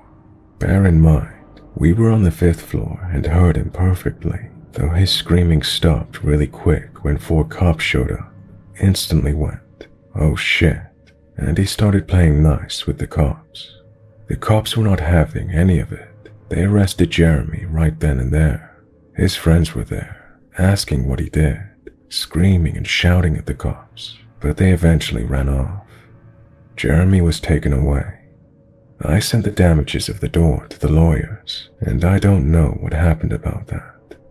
So this is where the story ends, right? No. Jeremy got off with a restraining order, though since he lived in the same building as us, we couldn't stop him from simply being in the building. He was only not allowed to talk to us or cause any problems. This did not last long.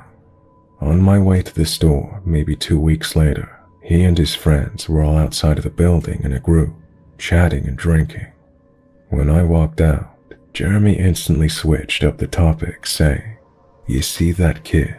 I'm gonna fuck him up. He got the cops on me. Fuck the restraining order." I wanted to get away from that as soon as possible, but I had already left the building and would need to get close to the group I just finished taking my first couple of steps away from in order to get back inside.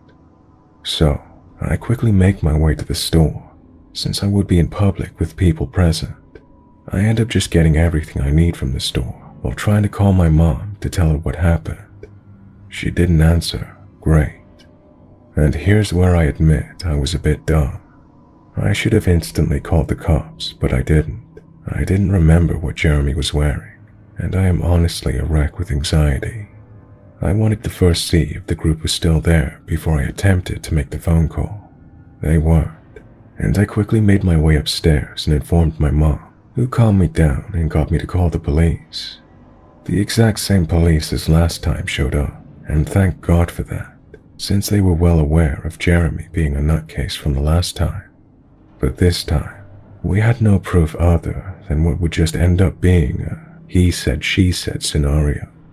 So they had us sit in the hallway while they called their boss to make sure the arrest would be okay due to the previous history and restraining order. All the while, Jeremy was in the staircase, laughing and being extremely loud with his friends. Eventually the police got an okay from their boss, and we all made our way to the staircase. I tried to stay out of sight as much as possible, and once again they arrested him. Jeremy claimed to be unaware of what he was being arrested for, and his friends left once again.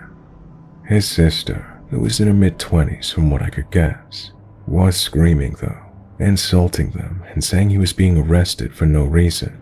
Jeremy was hauled away again, and I have no idea what happened. There were no calls from attorneys or the police, no nothing, though I ended up seeing him within the week, straying from eye contact with me or my family. He usually walks away the moment he sees us.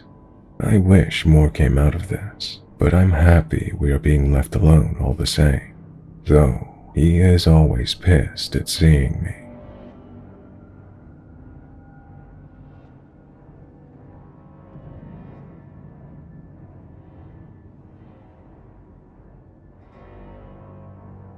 I need to explain two things before I tell this story. First, I have a sleep disorder, and I've had it my whole life. I sleepwalk. Nothing too dramatic, mostly just do everyday things while I'm sleeping. Open the fridge, put clothes in the washer without starting it, take the vacuum out of the closet and set it in the middle of the room and leave. That sort of thing. When I was younger, this was an every night occurrence, but now in my late 30s, this is now a once or twice a year thing. Second, I am native. I have a healthy respect for the stories of spirits my ancestors told. Many hunting trips I would sit around the fire with my dad, listening to him tell stories of the tricks Wendigos play to try to lure you out to them. While I'm unsure if I believe the stories of skinwalkers and Wendigo, I don't tend to mess around, just in case. Shoot to roughly 3 weeks ago, my husband and I both work construction. We have hard, long, and rewarding days. Once dinner is over and planning for the next day is complete, the dogs have been taken out for the last time. Our heads hit the pillows and it's light out until the alarm sounds. We sleep like the dead. I'm pretty sure a war could break out in our bedroom, thundering tanks and all, and we would sleep right through it, only wondering in the morning where all the holes in the walls came from. Our bedroom is fairly good sized and has a small window in the corner. My husband likes to sleep with fresh air, so he takes the window side of the bed. This particular night though, something woke me up. I never wake up. The dogs were quiet. There was typical northwest weather, rain quietly tapping away, no thunder and no heavy winds. I looked around the dark and quiet room, and nothing was out of place. The only noise besides the rain was my husband's box fan gently humming away. I was confused, but decided to adjust my blankets, flip my pillow, and go back to sleep. As I closed my eyes and took a deep breath to relax, I heard my husband. Babe, come out here and give me a hand with the boys." Confused and still foggy from being woken up from a deep sleep a few seconds earlier, I opened my eyes to the pitch black of the room again. Rarely one of our 3 dogs will need to go out at night, and if he goes out, they will all go. We live in an incredibly rural area, and it's easy for them to get lost in the dark woods. Not a good thing when you have bears, coyotes, cougars, and whatever else on your property. Babe, can you come out here and help me with the boys?" he called again. A voice right against the half-open window, not concerned, just demanding. Annoyed and groggy, I leaned up, propping myself up on a stiff pile of blankets to look at the window. It was too dark to see him. The floodlight is on the other side of the house. "Babe, come outside," my husband demanded. It was the third beckon that bothered me. He was never that pushy. If something was wrong, like one of the dogs wandered off, he would say that. It's happened before. He would say something like, "Come watch these two real quick. I can't find Murph." Something like that. Something wasn't right. I was regaining my focus and shaking off the sleepiness, quite awake at this point. I knew it was him. My husband has a very distinct tone. He's a Sicilian from Queens and has a very deep, unintentional loud voice. It was at this moment, staring out the black window, I realized I wasn't leaning on a pile of blankets. The pile of blankets was breathing. I was leaning on my sleeping husband, listening to him call to me from outside the window. "Babe, come outside." The voice came again from the window. I put my hand down on my husband's face. He was there, asleep next to me, but his voice, or what I thought was him, was at the window. I lay down next to him, very close to him, and closed my eyes very tight. In moments like these, I'm the type to just try and pretend it's not happening. I didn't hear it again, and spent the next half of the night trying to fight off the spookies. And at some point, I had finally fallen asleep. I told my husband about it the next morning after his, "Oh my God, you look like death" comment. I hadn't slept well. He laughed it off as I had. Probably had a creepy sleepwalking thing. The thing is, when I have a sleepwalking event, I remember nothing. I don't recall dreaming, walking, or anything from those nights. No matter how hard I try, it's like a blackout. I am sure I was awake for this. Every time I think of it these past few weeks, I remember those hunting trips, poking coals around in the fire with a stick, while my dad tells me his serious, yet animated tales of Wendigo tricks to get you to come with them. As silly as it sounds, I think there's a Wendigo in my woods.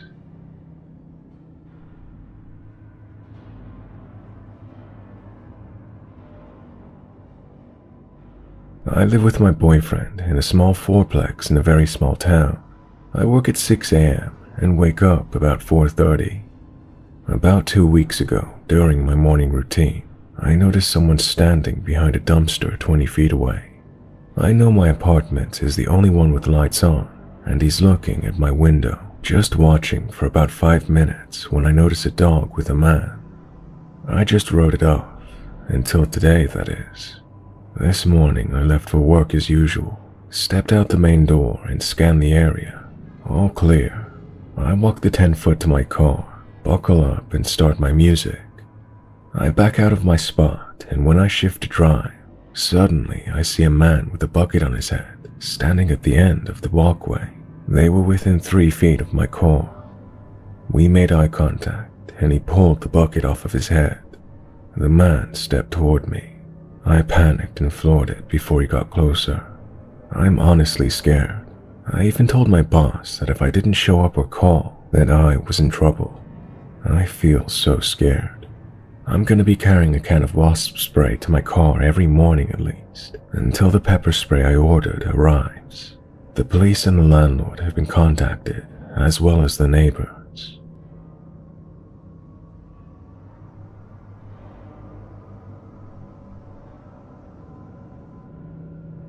About 10 years ago, I was fresh out of college and trying to figure out what was next. I went to college on an athletic scholarship, and I was just as interested in enjoying my college experience as I was in completing it. I ended up with a communications degree, average grades and no experience. I was working as a bouncer at a small bar in the casino. I worked at said bar Wednesday to Sunday from around 7 p.m. to 3 a.m. My job was to greet people coming in, check IDs, break up fights, and remove people who got out of hand, while maintaining a professional and friendly manner. There was a man that started coming into the bar on the off nights, Wednesday or Thursday when it was slow. He would come in both nights one week, then not come in again for 3 weeks or so. Then he would do the same thing always on the off nights. Usually he would talk to me a couple of times throughout the night when he was there, just normal small talk. It was never awkward. He was always well dressed in a suit, or at least a button-up shirt and slacks. He was clean-cut, Had an athletic build, no visible tattoos or piercings, and a shaved head. I'm not into men, but I would guess he was a good-looking man in his late 30s. Well, the last night I saw him, the conversation was a bit different. He came in on an off night like normal, and eventually came up to talk to me by the door. The conversation started off like normal, but eventually he asked me if I enjoyed what I did at the bar. I did the typical, it's not bad, and it's mostly easy, dissembling that I felt was a polite conversation. He asked me how long I planned to be a bouncer, asked if I thought I made enough money, and eventually dragged out of me that no, I did not particularly enjoy being a bouncer, and I didn't know what I was going to do with my future. At this point, he looked me straight in the face and said, "Well, you could kill people." While maintaining our eye contact, I paused and waited for some type of joke or smile or something that would turn this into a failed attempt at a joke. No, nothing. He seemed 100% serious. There was no smile, no joke, nothing but him staring at me, waiting for me to respond. At this point I told him the first thing that came to mind. "I'm pretty sure I don't have the skill set for what I think you're suggesting." He said, "Yeah, but you could learn all that. Think about it. You could travel, work once or twice a month, and get paid really well." While strangely, at that point in my life, it was an intriguing idea, I immediately thought of some sort of police setup and all the shadowy hitman handler betrayal I've seen in every hitman movie ever. I told him, "No, I don't think that's for me." He then said okay and left. I worked there for another year and never saw him again.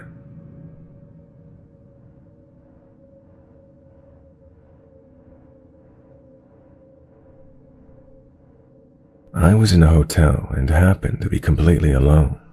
Here's some backstory as to why I was alone. Our TV is hooked up to an antenna, so the channels we got were repetitive and boring. It also meant we didn't get Macy's Day Parade. To solve this issue, we went to a hotel relatively close to us. Unfortunately, my mom came down with a horrible illness a day or two before, so she couldn't join us. We also got our room upgrade to the one with a balcony. Remember this, because if the room was not upgraded, I don't think this would ever have happened. This happened the day we were checking out, so it was Thanksgiving Day. Our plan was to hang out the night before, wake up and watch the parade in the morning, then we would get home by the evening. It was around 8-ish when the rest of my family, not including my mom, went out to run an errand that popped up.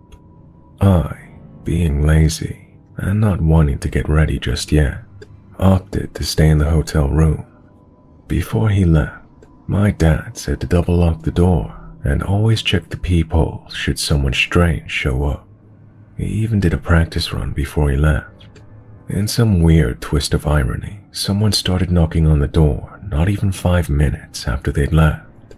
Doing what my dad instructed, I checked the peephole. I expected to see my dad, surprising me with another checkup, but the person who I saw looked nothing like my dad. I believe the man was very old, with gray hair that showed signs of balding. I specifically remember a small cardboard box he held in his hands. I remember thinking that it was some sort of an illegal substance, even at my young age.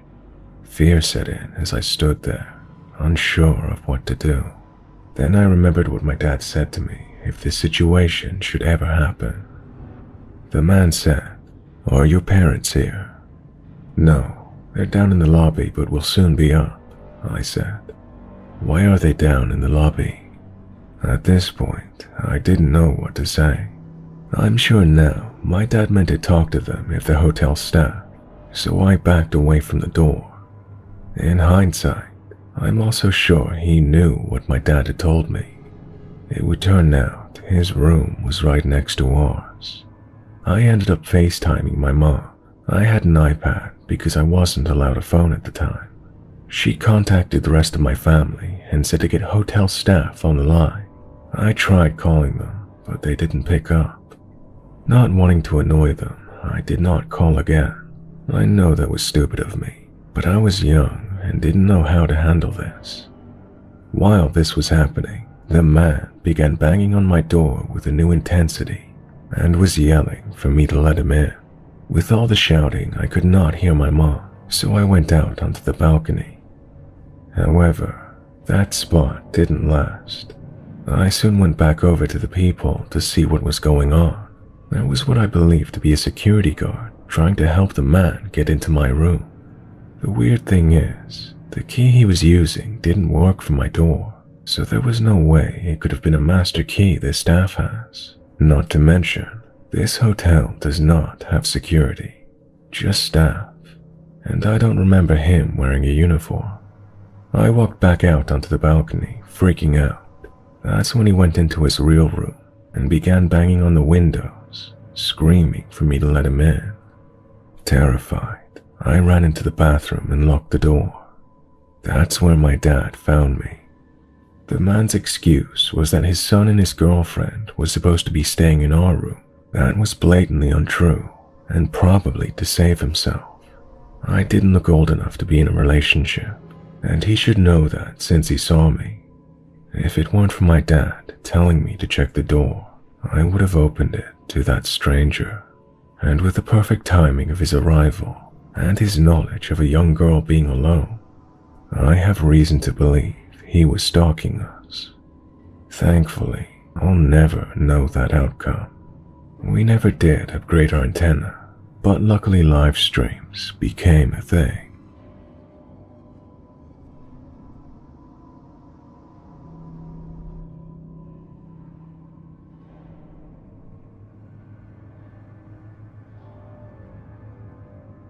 I'm a 21-year-old female. I drive from Miami to Daytona Beach almost every other week.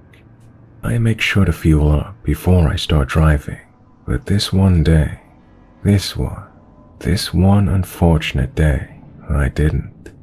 I left Daytona around 12 a.m. driving back to Miami. I drive a black Mustang 40th anniversary. I was flooring it back home through I-95. The entire route was empty other than a few trucks and small cars here and there.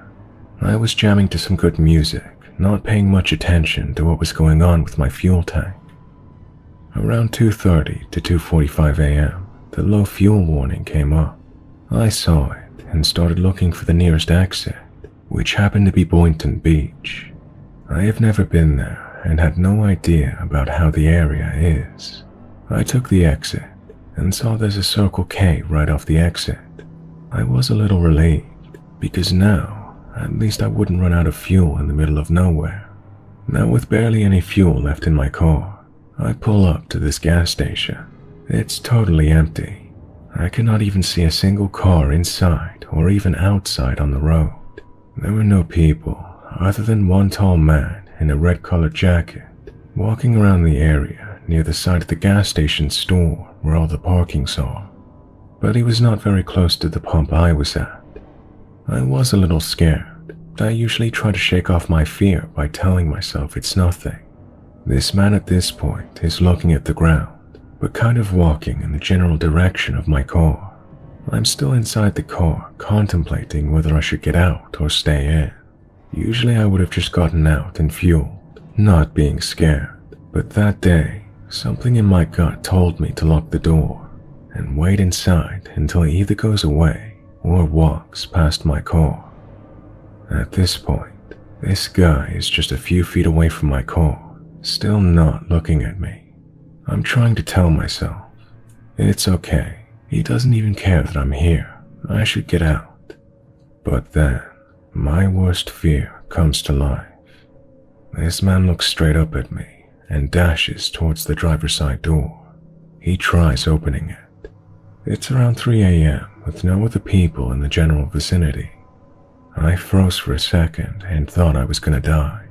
He pulled on the door handle several times trying to get it to open, but then I somehow got my senses back. I turned the car on and floored it. He didn't let go of the door handle until I started the car and hit the gas pedal. I'm so thankful that despite the low fuel, my car still started up and drove off.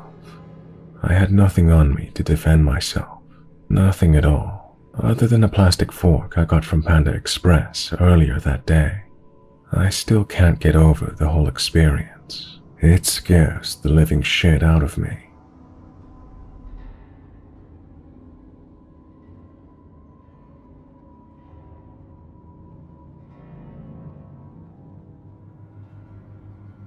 So this happened to me quite a few years ago, when I was about 17 or 18. I was working at a grocery store as a bagger most days after school. So one day I'm doing my thing, bagging groceries, and this guy, who was probably in his early 20s, comes up and hands me a little slip of paper.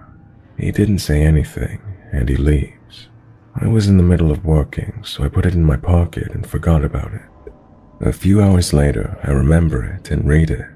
It's this really creepy poem about how he thinks I'm so beautiful and basically comes into that store just to watch me and is wondering if I've ever noticed him. It has his name and number at the bottom. I didn't realize how creepy it was at the time because I was young and flattered, so later that night I messaged him. I had a boyfriend, so I thought it would just be nice to tell him that "thank you, but I'm sorry" type of thing. I made the mistake of not mentioning my boyfriend outright in the first text. I just said thanks for the poem. Not even 5 minutes after I read the text, this guy adds me on Facebook. I'm assuming he just searched my phone number and found me, and he starts commenting on all my public profile pictures. He'd started asking me if I ever wanted to meet up, so I texted him again and said sorry, but I actually have a boyfriend. The guy loses his mind, texts me all kind of mean things about how I'm actually the ugliest girl he's ever seen, and he just felt bad for me and all this stuff. He even said he was going to come to my work and teach me a lesson for being a tease. I never answered, and he kept sending texts for days, until he must have realized I was not going to answer. I was paranoid going into work for like a year after that, scared he would be there, but luckily I never saw him again. This happened when I was in the 2nd grade of elementary school. One night, my parents had to leave to attend a wake, and they left me home alone to house sit. They told me that I was in charge of the house. I was to eat dinner, take a shower, and go to bed. They said that they would be back after midnight. I'd never been alone in the house before. It was really strange, but I wanted to enjoy this newfound freedom. So I was watching TV and feeling really powerful, as I could choose whichever channel I wanted. We live in the rural countryside of Kyushu. Our neighbors are a couple of minutes away, so nights are usually very calm and quiet. I think it was about 8 or 9 o'clock. I had just finished watching a TV show, and the news came on. Boring, I thought. I guess it was time to take a shower and hit the hay. I was contemplating this massive decision while reading a manga comic laying down on the bed. Then I heard a knock at the door. Oh, my parents came back early, I thought, as I went to the door. I looked through the frosted glass, and I saw the big shadow of a person there.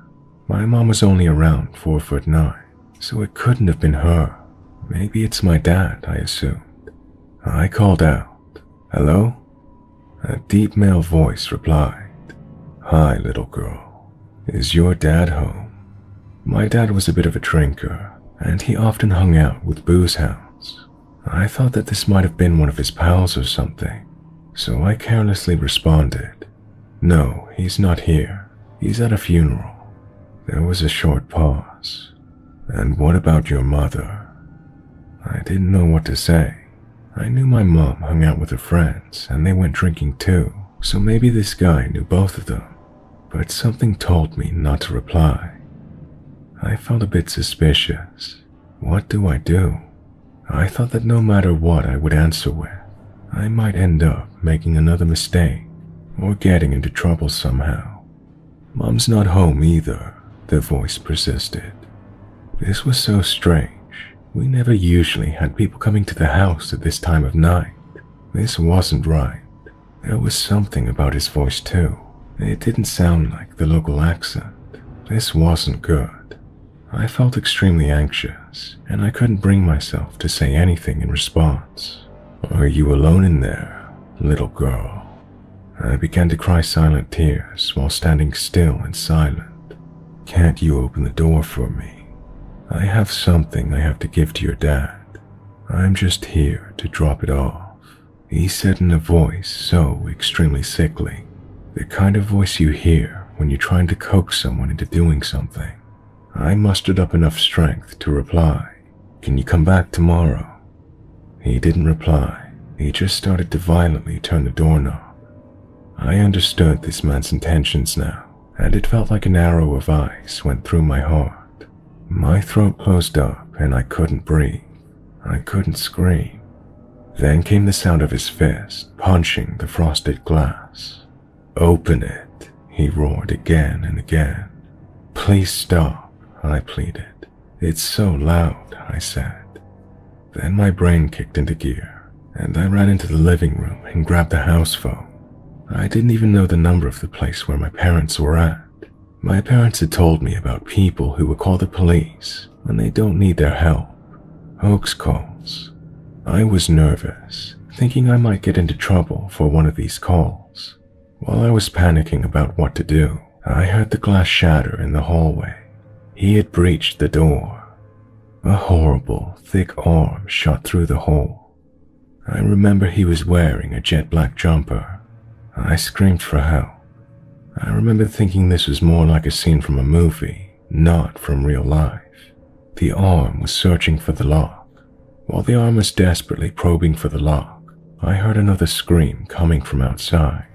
It was someone shouting my name, someone shouting that they called the police. I wandered over to the door and I saw the owner of the new voice. I jumped for joy. It was the voice of the older lady who lived next door.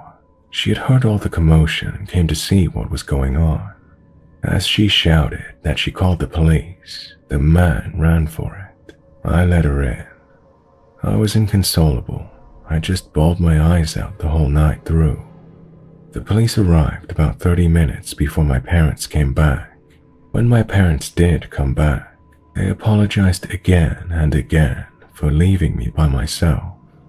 In the end, we didn't know who the intruder was.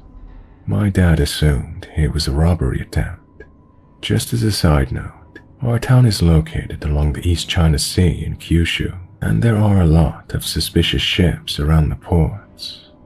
In addition, my hometown is famed for many unsolved missing person cases.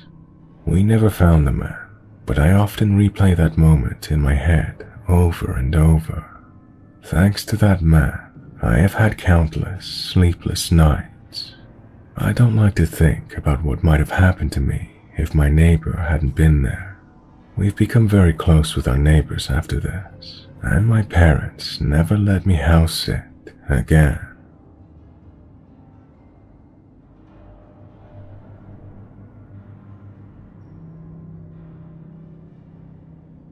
I'm 17 years old and from Canada. Where I live is quite isolated. Not isolated to the point where I'm in the middle of nowhere, but there aren't many people in my town. A few months ago, this really old couple who had been our neighbors since I was born were moved into a care home and their house was put up for sale. My dad had a friend at the house selling firm, so he knew when it got sold. It was sold about a month after they moved out. My mom and dad were working, but I was at home, being as the whole pandemic thing caused me to get homeschooled. Someone knocked at my door. I'm not really a fan of social interactions, especially when home alone, because believe me, I've watched enough scary shit to know. After about 4 knocks, I knew they wouldn't stop, so I went downstairs and opened the door. But I made sure I was still on the phone call to my friend, and I made it clear I was talking to someone, as when I answered I said, "Give me a second, Hunter," just as a precaution. I answered the door to an older guy. He looked rough, but a type of rough that was well groomed, if that makes any sense. I said what's up, and he explained that he's the new neighbor.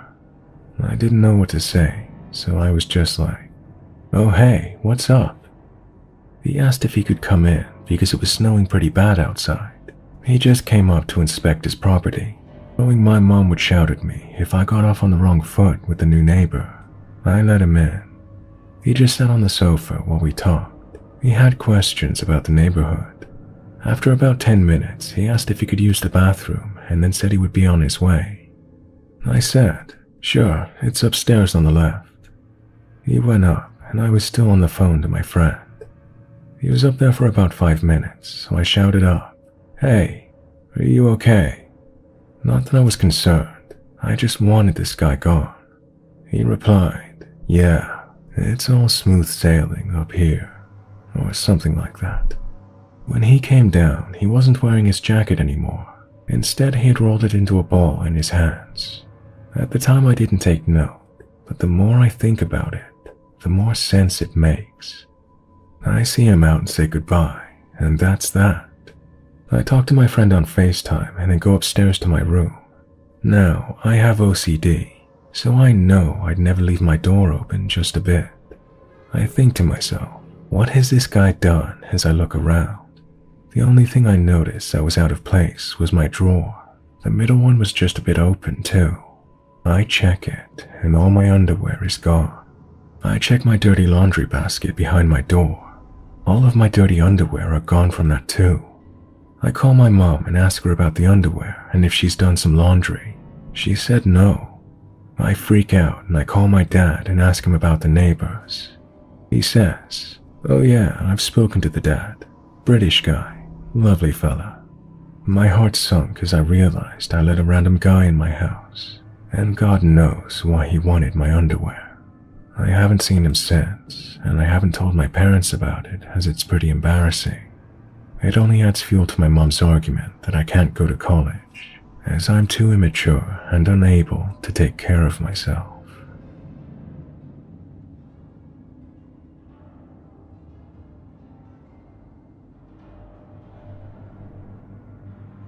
This story happened a few years ago. I was in my early 20s and studying in Paris, France. I was going home from uni. I usually took a short bus ride and walked the rest of the way home. That day, I felt slightly uncomfortable. I could sense some guy looking at me intensely. I was used to unpleasant, unsolicited gazes, but this time, his gaze felt beastly. It's hard to explain why, but I felt like prey being stalked. I decided to get off the bus a few stops early. I wanted to avoid him and didn't want him to see where I usually got off. Like I learned in the movies, I waited until someone else pressed the stop button and waited until the last moment to stand up and leave. I didn't notice him getting off the bus. Just as I was feeling the relief of having escaped an uncomfortable situation, I looked over my shoulder, and there he was, a few meters behind me. I had the distressing feeling his eye had just looked away the moment I turned. I walked into a shop, took my phone out, and pretended to make a call. When I couldn't see him anymore, I exited and made my way home as fast as I could. I kept looking back in the busy street. I zigzagged, crossed the street at every crossing. Finally, I believed that him getting off at the same stop as me was just a coincidence. When I reached my building, I looked back one last time, and there he was, his alarming gaze on me, smirking. I ran up to my apartment, climbed the stairs 4 at a time. I reached the top floor, squeezed through my door, locked it, and froze. My intercom was ringing. Don't ask me why I picked it up. I regretted it the moment I did. I could hear the opposite flat intercom ringing as well. He had pressed all the buttons one by one, hoping someone would open. But now he knew my name. Gabrielle. Oh shit. I felt like a deer in the headlights, frozen. "Open the door, please," said a pleading voice. "I just want to talk to you." Somehow I could not move or speak. "Come to the window," he added. "Look at me. You'll see. I am not a bad guy." Something clicked. He wanted to locate my apartment in the building. I was not going to make that mistake. I hung up in shock. I waited by the door without moving for what seemed like hours. When I finally managed to calm myself, I called my long-distance boyfriend. "Call the police," he said immediately. Why didn't I call the police? I don't know. Today, it would be the first thing I would do. The fear of making a big deal out of something not important perhaps. What an idiot I was. I called my best friend instead. I didn't want to feel alone. I told her all about it, and after a while I felt better, safe. We started laughing, and suddenly the intercom rang again. 2 hours had passed since I'd come home. I answered.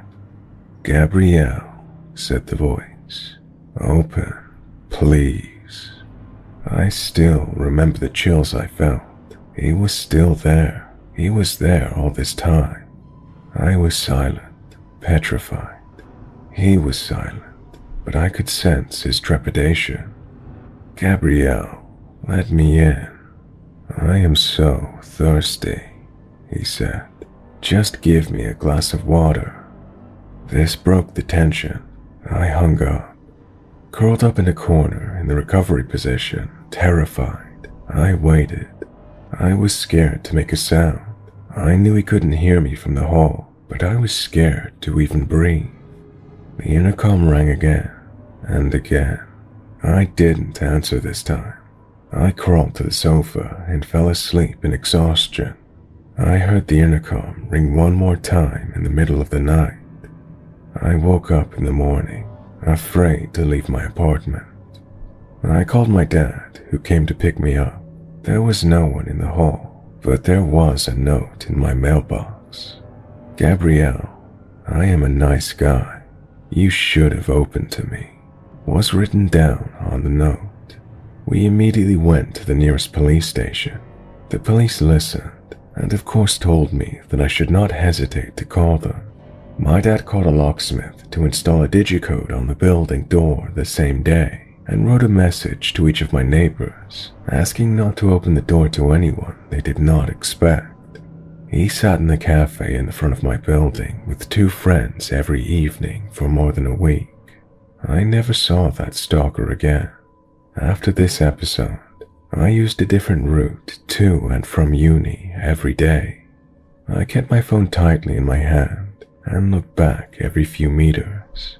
Today, I am still very observing of my surroundings. I never answer the door if I'm not expecting someone. So, people, if you find yourself in any kind of uncomfortable situation, call the police. Don't be an idiot like me. Be safe, everyone.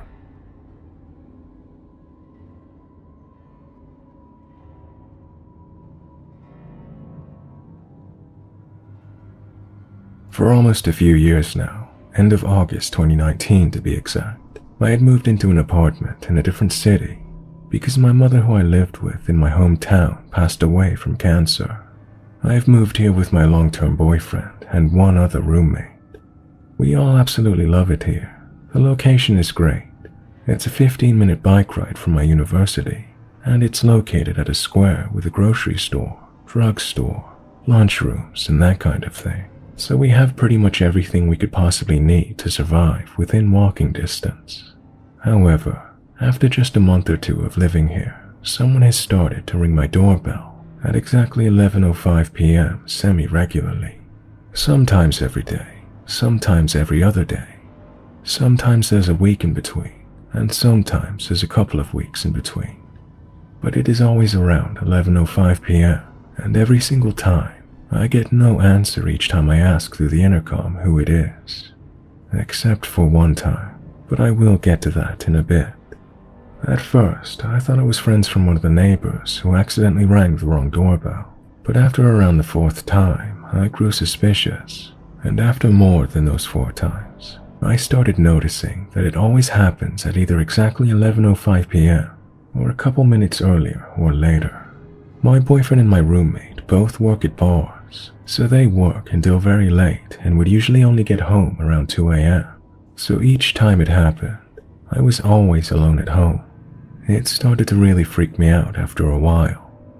When I first told them about it, they kinda shrugged it off and said it was probably a wrong dial, much like I thought at first. But when I told them that it has happened so many times, and sometimes even daily, they didn't really believe me and that I was just being paranoid and spooked. However, one night, when the doorbell rang again, I answered the intercom asking who it was. I heard heavy breathing. I was thoroughly spooked at that moment. I was again home alone and kept asking who they were and what they wanted. I couldn't make up from the breathing if it was a man or a woman, but I heard a strange mumbling or whispering, and then it was dead silent. They had appeared to have left. I put my apartment door on a double lock after that. I was so scared and spooked out. Thankfully, my roommate got home a little earlier that night, around 30 minutes after the doorbell rang. He could tell how upset I was. Now with the whole pandemic crisis, my roommate and boyfriend aren't able to work anymore. They now also witness the frequent door ringing at 11:05 p.m., so now they do believe me and agree that it's very odd and creepy. We have a balcony that looks down at where our apartment building's main front door is, but because there's a shop underneath us that always has a awning out, the view to the door is partially obscured. Every time our doorbell rang, me, my boyfriend, and roommate would go over to the balcony to see if we could see anyone, but we never could. I've also asked my neighbors from my apartment building if their doorbell gets rang so often, but the ones that I asked all said it's never happened to them. So a few weeks ago, my roommate decided to do some investigating. He went outside our apartment building at 11 p.m., standing across the street. He pretended to have a smoke while keeping an eye on the door. He said he did see a man who looked kind of suspicious wandering around our apartment building. He slowed his pace down significantly as soon as he approached our door, but when he spotted my roommate looking at him, he quickly walked away. We aren't completely sure if that's the door ringer, but that was very, very suspicious. Our doorbell hasn't gone off at night since that day. I'm hoping that maybe it will stop now, but there is a possibility that it will continue again in a few weeks.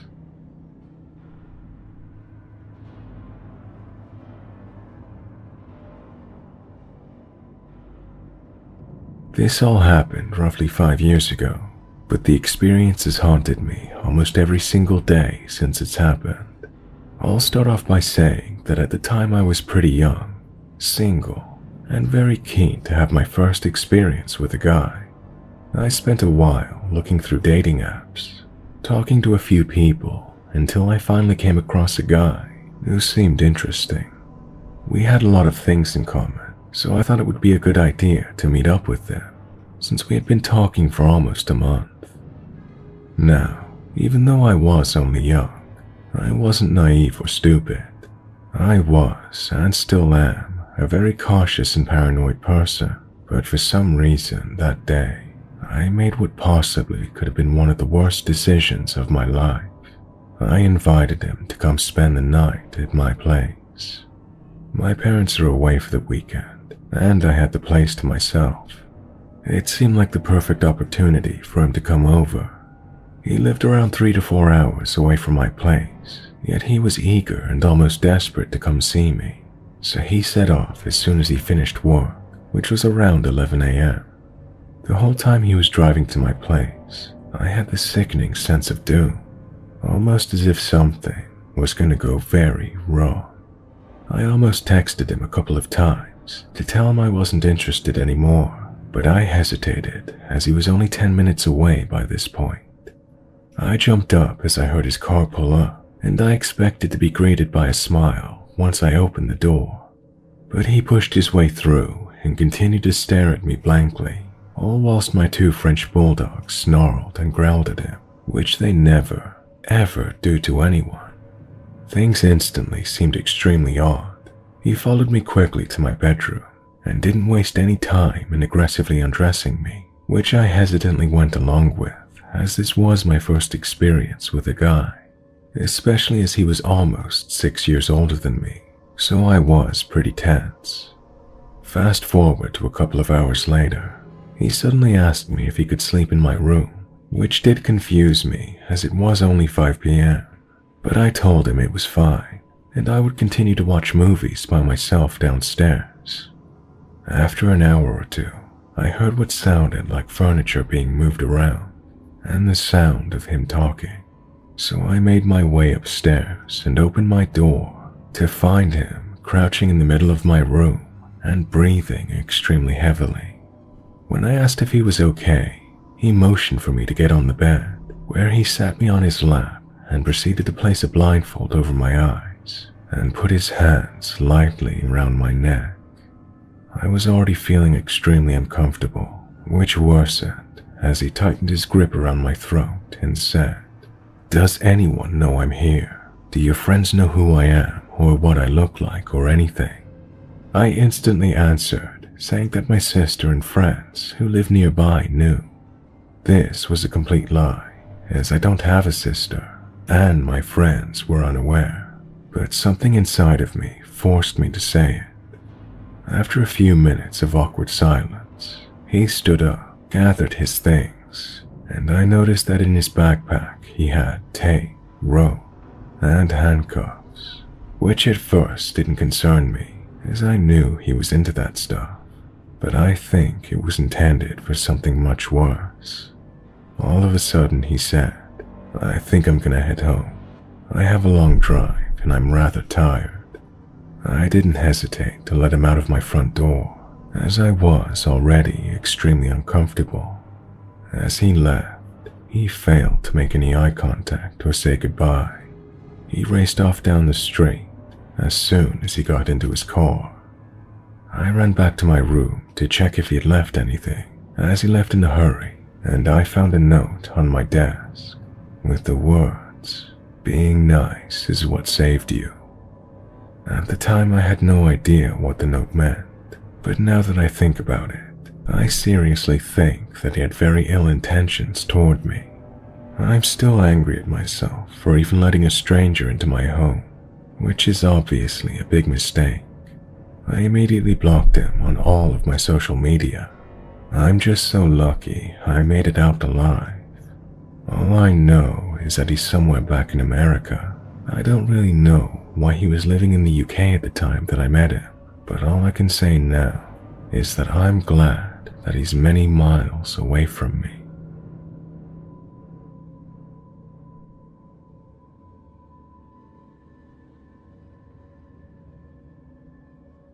I recently just moved into a new apartment with my boyfriend.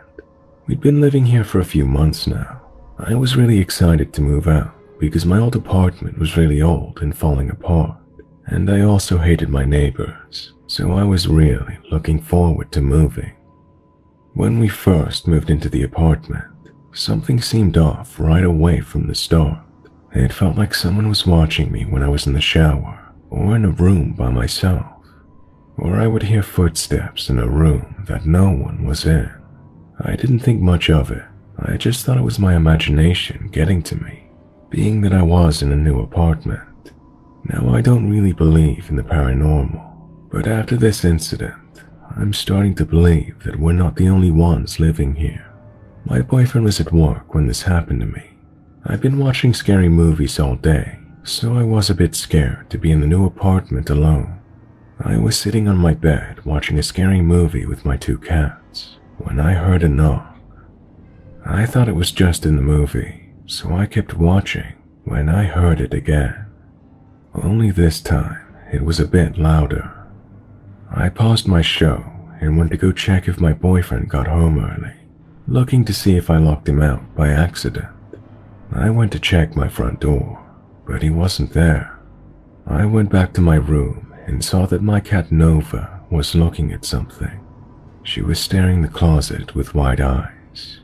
You should know that my cat is a very friendly cat. I'd had her for a year, and she's the most lovable cat and has never showed any aggression towards me or my boyfriend. Nova was hissing and meowing very loudly at the closet door. I was really scared after I saw her act this way. I've never seen her act like that before. I just tried to calm her down a bit and pet her the best I could. When I looked over at the closet, I saw it shaking as if someone was holding the door handles really tight. It was like they were shaking it up and down really fast. I was so freaked out at this point, I froze, because I couldn't believe what I just saw. It wasn't just me, but both my cats were acting strange. Nova was in the middle of the bed, looking around, still hissing and meowing like crazy. Her head was moving side to side, almost as if someone was walking around the bed. When I told my boyfriend about this, he was a bit freaked out, and then he told me that he also felt as if someone was watching him in the shower. I never told him that I also felt that. This happened in 2007 when I was 19. I was attending college in a very safe southern town with a population of about 30,000. I was lucky enough to have a modest place to myself because my family owned property in a suburban area that they no longer used. The house was very small, but it sat in the middle of a 2-acre fenced-in lot with a lot of pine trees and shrubbery. So, Saturday night some friends picked me up and we went to a few parties, hung out at their house, nothing major. They dropped me back off at my house at around 1 a.m. I had 2 dogs that usually sleep in my room, but this night they were being restless, so I put them in the living room and closed my bedroom door so they couldn't keep bothering me. I immediately fell asleep. A few hours later I woke up and I saw a man climbing in my bedroom window through the shades. My bed was pushed completely up against the wall by the window, so by the time I saw him, he had already had a knife at my throat and his hand over my mouth. I don't think I intentionally left this window unlocked, but I'm a 5'11" girl, and it was almost out of my reach from the ground. It was also incredibly narrow, like maybe 1.5 foot high and 3 foot across. It never came across my mind that someone would break in through that window. My first feeling was absolute rage. I remember that more than anything. I could instantly tell I had no idea who he was. His cheeks were really hollowed out and he was very thin. He was also older than me, maybe in his 30s. He said, "If you don't scream, I won't kill you." His voice was so calm. I remember later thinking that his tone was so normal, we could have been discussing the fucking weather. He took his hand off of my mouth that was now bleeding from his fingernails. I told him I had money I could give him. He could have my car. I just started rambling on about any possessions I could think of, and he said, "That's not what I'm here for." To cut the conversation short, this lunatic held me down for probably 5 minutes, just talking to me. I asked him things like how he knew I was there. He said it was a lucky guess. By then, my dog started freaking out in the living room, and he seemed to get a little unnerved. He became more serious, started groping me, and told me to lay down. When he let me go for just a second, I was able to push him off and dive headfirst out of my window. When I fell, I landed on a metal lawn chair that he drug up from my yard. I was only sleeping in my underwear when this happened, so in addition to the scrapes on my mouth, my whole body got pretty bruised and scuffed up from the fall. I immediately got up and ran as fast as I could to my neighbor's house, who happened to be a state trooper. Time has never been slower than it was when I was standing outside, banging on his front door. When he answered the door, I told him what happened. He grabbed a bulletproof vest, a gun, and ran towards my house. His wife called 911, gave me some clothes, and helped me clean up a bit. Running had taken a layer of skin off the bottom of my feet, and I had left bloody footprints on their carpet. They never found out who it was. My friends that dropped me off said they saw a man with red hair walking down my road. It was too dark in my room for me to know what his hair color was. I could tell that he was left-handed by the way he held the knife. The police were beyond unhelpful. They only told me that he had to have been watching me for a while to know that I lived there alone and what room was mine. A couple of years later, a man was arrested for a previously unsolved sexual assault and murder in 2005 of a girl a few miles from my place. He was never charged with anything relating to the murder in 2005, but DNA was able to place him. He lived in her building. He had red hair and was left-handed. Lock your windows and trust your dogs.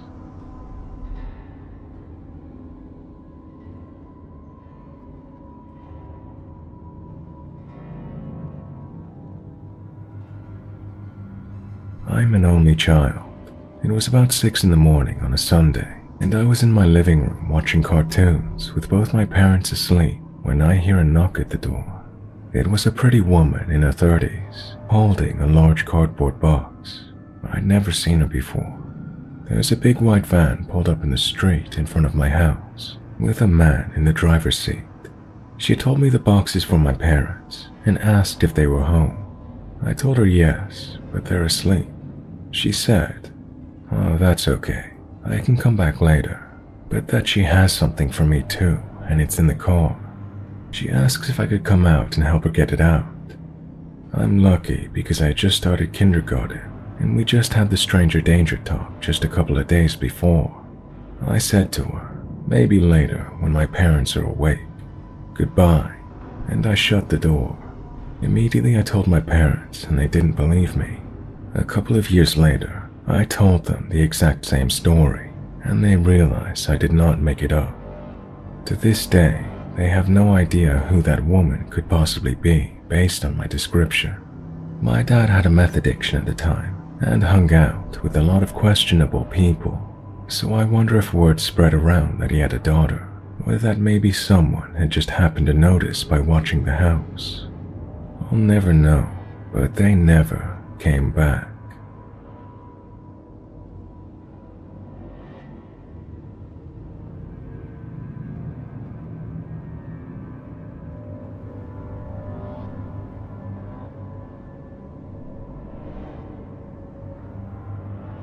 I believe I was about 16 when this took place, and it was in sixth form college here in the UK, so I'm guessing it was in the spring or summer of 2001.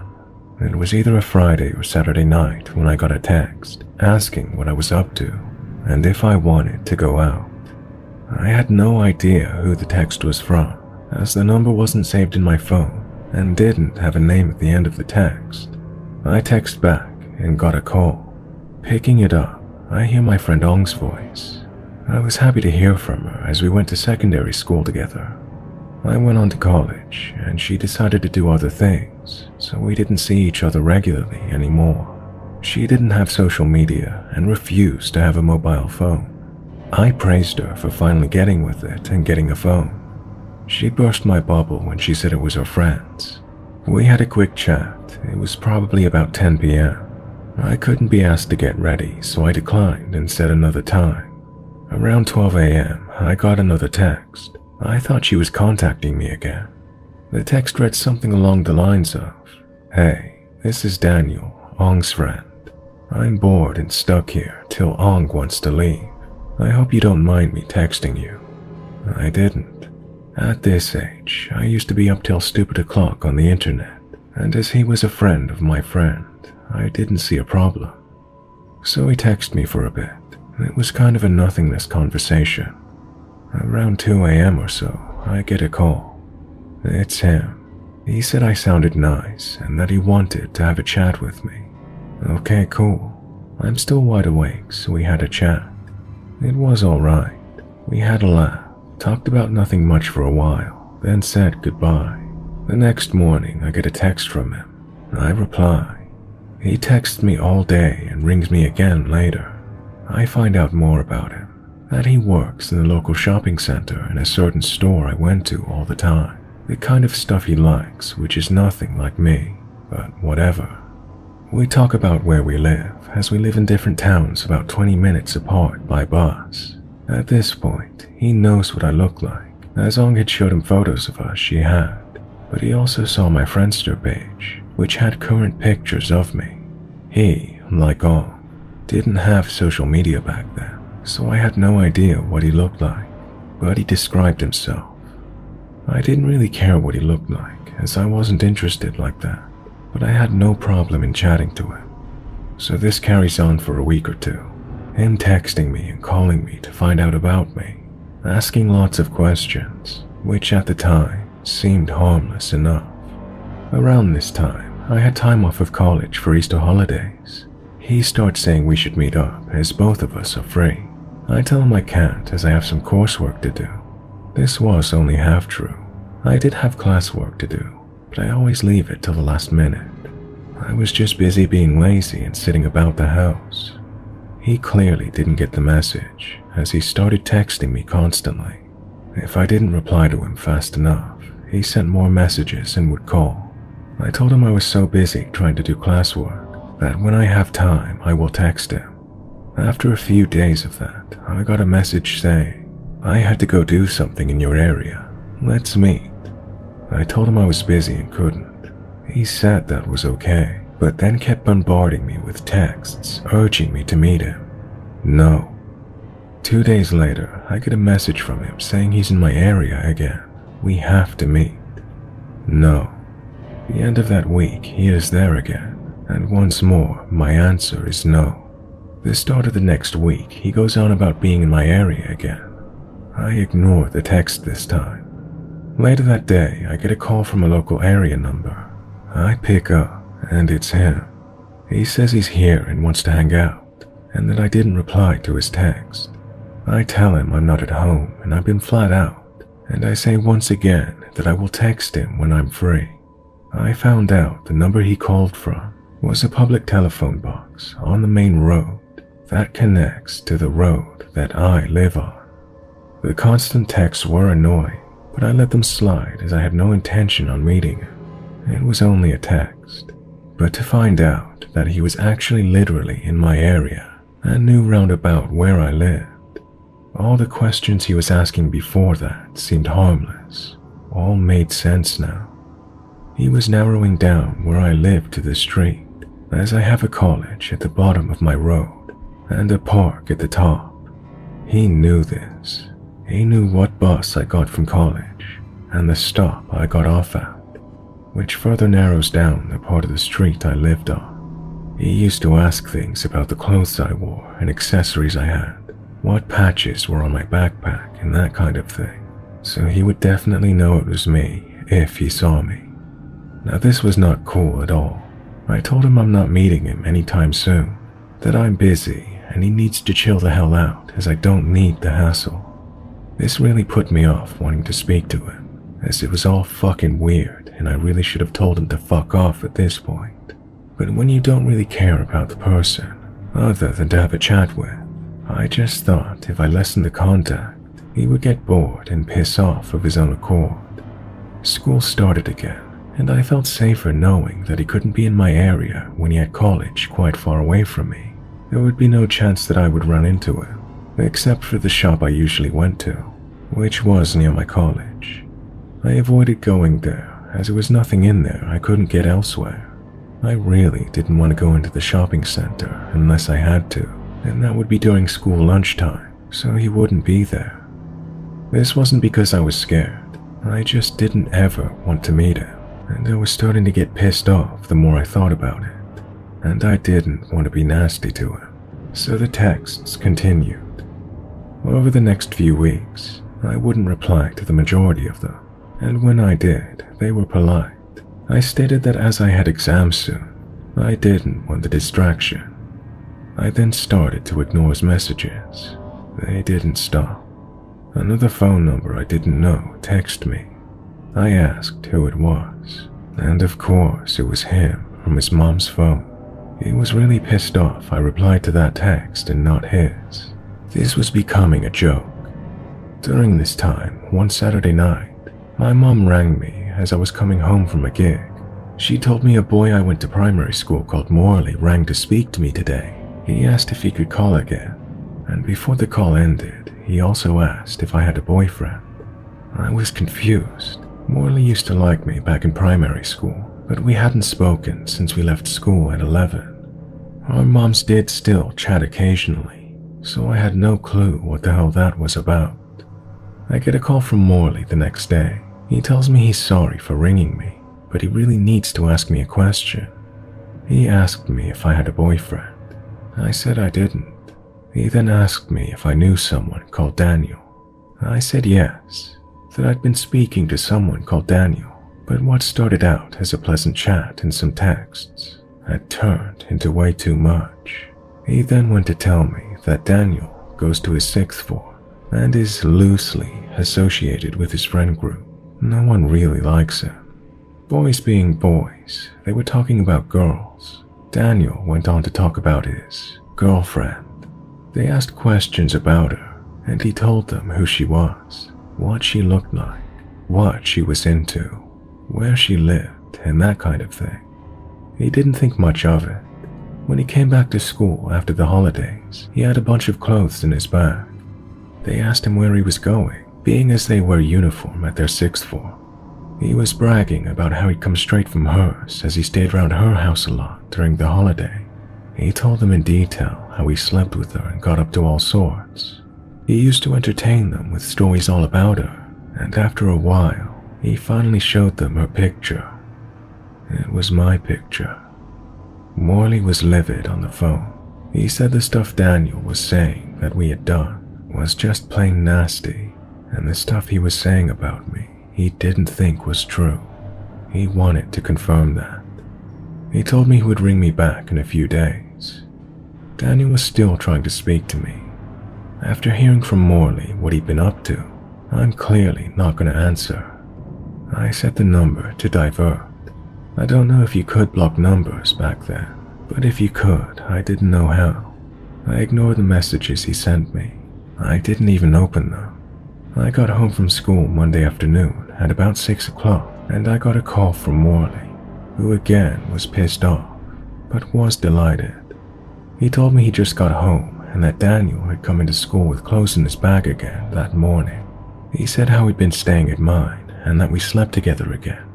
At that point, Morley, in front of everyone, said, "You have never been to her house."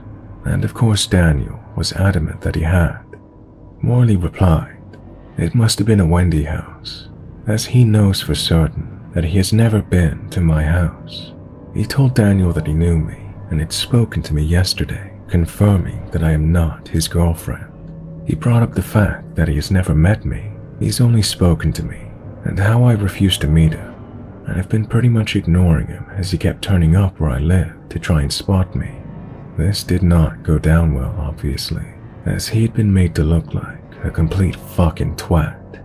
That night, my phone wouldn't stop with texts and calls from his number. He wouldn't stop calling.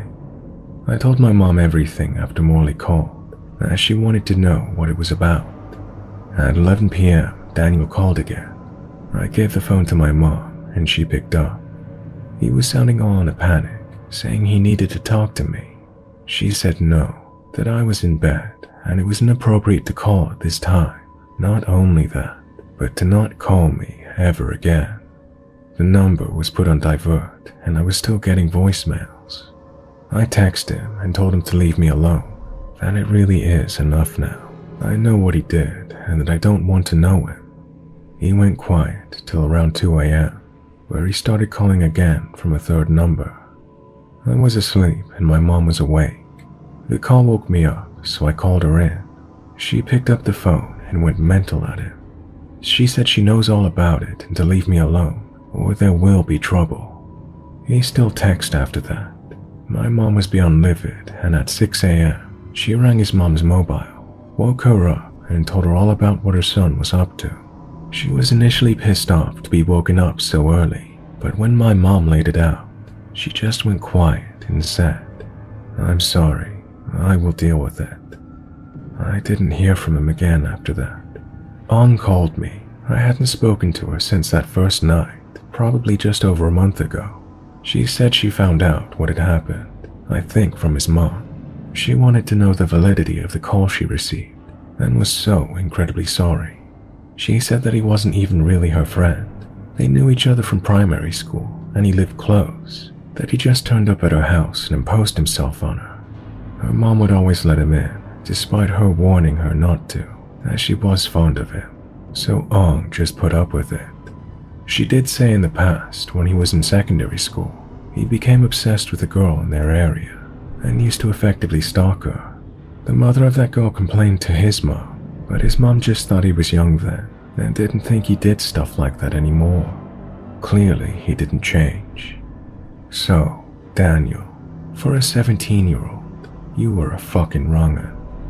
I dread to think what you're like now. I lived in North Carolina for the past 10 years of my life, mainly in one of the big cities. I used to live in a not-so-great area of the city. It was so bad that I got sexually assaulted and one of my neighbors got murdered, so I'm used to the not-so-friendly people in the not best of places. Around 7 years ago, my parents got better jobs in a different part of the city, and I went to a school in the same area, and it's a lot nicer.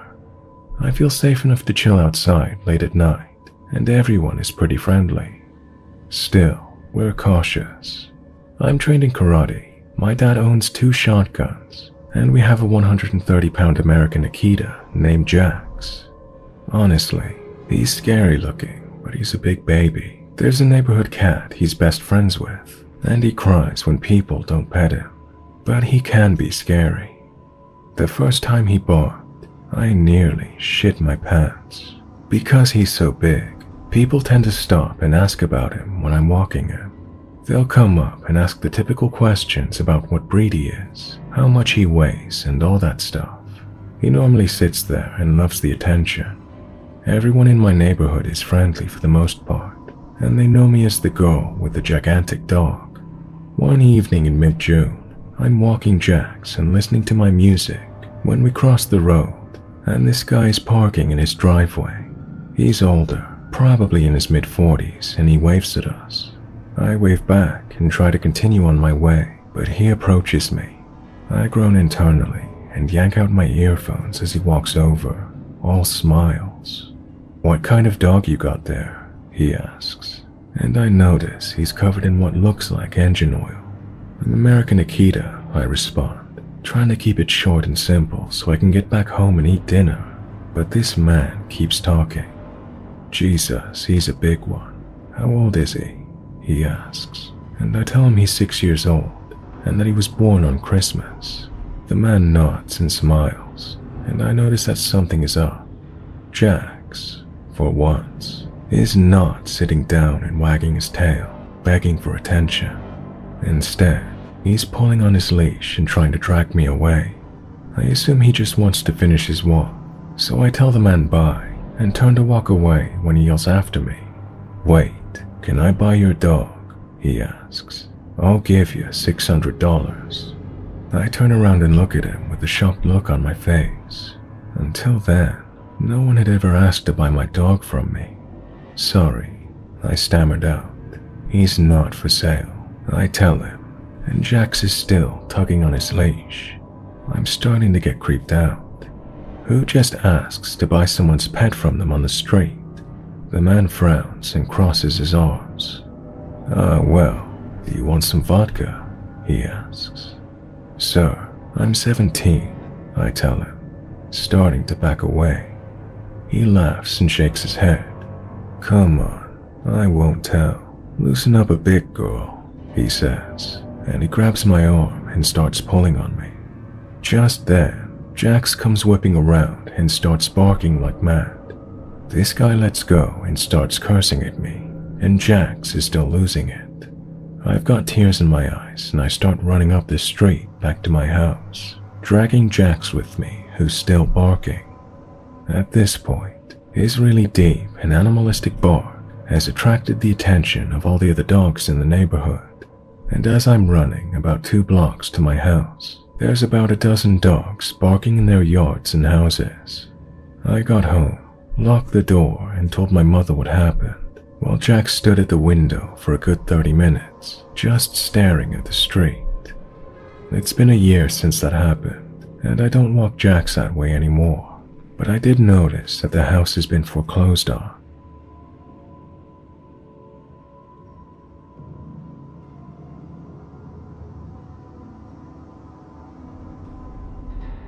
This happened to me around the age of 10. It still makes me feel uneasy. My parents were out of town, and my brother, who was 5 years older than me, was supposed to be watching me. Yeah, that didn't happen. So he's out doing God knows what while I'm home alone watching TV in the basement. There are 2 windows in the living room basement. It probably didn't help that I was watching America's Most Wanted and freaking myself out. Suddenly, I hear the gate to the backyard, which is near me in the house, open. I think, that's odd. Why is my brother coming around the back? This was long before cell phones, by the way, so I can't text him to see what's going on. I see these massive feet, huge boots, slowly walking in the first window closest to me. I immediately feel uneasy. I turn off the TV so I can hear and see better. My heart is pounding. I hear someone move along the side of the backyard, and now I see the same massive feet in the second window. They paused. I am terrified.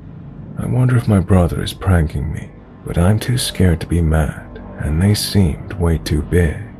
The boots keep moving. I don't hear or say anything because I'm frozen with fear. I now hear someone coming down the basement steps towards the basement door next to me. I hear the rattle of the knob, but the door is locked. I hear a pound on the door. I'm so freaked out, but I lay there silently. A few seconds go by and it's quiet. Then I hear the footsteps go up the stairs. I know this guy is still in the backyard somewhere, but I don't know what to do. I hear the footsteps going up another set of steps toward the upstairs back door. Same thing again, rattle of the knob and banging, then the steps coming around the side of the house closest to me. This part is the freakiest. The boots stop at the window closest to me, and I see his knees bend to crouch down and look in the window. I was so scared that I threw my blanket over my whole body, hoping I'd just disappear. It was quiet for some time, and I didn't dare move. I am certain he was looking at me from above, and felt that uncanny feeling of being watched. Moments later, I heard the gate shut, and he was gone. I have no idea what would have happened if one of those doors were unlocked. I'm still pissed at my asshole of a brother for leaving me alone that night. Back when I was in college, I had a group of 3 friends who I hung out with, and I'm pretty sure we were a massive nuisance for most of the tutors and stuff, because we pissed about non-stop. We took nothing seriously, and were constantly getting mixed up in things we shouldn't have. Rewind back to my first year. Our college was in a pretty rural area, off the roads quite a bit, and surrounded mostly by fields. Me and one of my friends, Adrian, waltzed on down to the far reaches of the college and climbed on top of one of the old equipment sheds, and then on top of one of those concrete squared buildings that holds the generators. We saw a guy in the distance hopping over one of the fences. He looked pretty old and not like someone from our college. We just kind of sat up there, using it as a vantage point to each lunch, and we were watching this guy. He makes eye contact with us and starts coming over. He climbed the same bit we were on, hopped up and just said, "Hey," and grinned at us. He stank and ended up sitting right next to my friend, uncomfortably close. We both looked at each other and together hopped down off the thing. We started walking back to the college building without saying anything. He started shouting at us, saying, "Hey, where are you guys going?" But we just kind of blanked him and kept on going. We told the tutors when we got back, but they didn't believe us. They just assumed we were messing about as usual. And then one of the tutors, called John, gave us a lecture about climbing on top of things and health and safety. So yeah, I have no idea who this guy was or what that whole thing was about.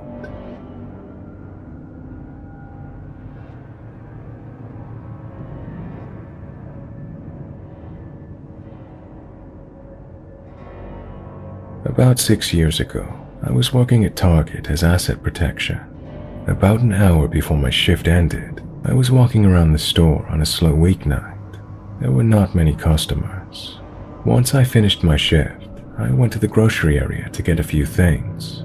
While I was at the register, waiting to check out, I see this man standing between the entrance and exit. He was looking at me. We made eye contact. I realized that I saw this man earlier and that he'd been in the store for a long time. He had no bag or anything. He was just standing there. I thought it was weird, but not too weird, since some people will be there just to kill time. I look over at him again while I'm checking out. He was now by the bathrooms, but he was still looking at me. After I check out, I'm walking towards the exit, and as I'm about to enter the vestibule, the man is right beside me, slightly behind, almost touching me. He starts talking to me about the weather, and at this point I'm weirded out. Once we're outside, he asks me if I'm walking to my car. He's still walking, almost touching me, still making small talk. Then he grabs my elbow with his left hand and puts his other hand in his jacket pocket. I immediately turn around and say I forgot something inside the store, and I walk back inside. I told the leader on duty and stayed in the store for another 30 minutes. I asked her to walk with me to my car. The next day, I went on the cameras to see when the guy came in and when he went after our interaction. I could see a bulge in his right pocket from the footage of him entering. He was in the store for over an hour, and I realized, watching the footage, that he was always in the area I was in within the last 30 minutes or so of my shift. Before that, he was in the women's purses area, looking like he was watching people. He wasn't looking at the merchandise. His car was one spot away from mine, which was weird because employees had to park farther away from the store. It wasn't busy, and there were a lot of spots closer to the store. I could see myself turn around on camera and walk back towards the store. He walked quickly to his car and left immediately. I don't know what he was doing or what he was reaching for in his pocket. I'm tall for a woman, and this guy was quite a bit shorter than me, which I think is why I didn't perceive him as much of a threat initially. He was older too, early to mid-50s.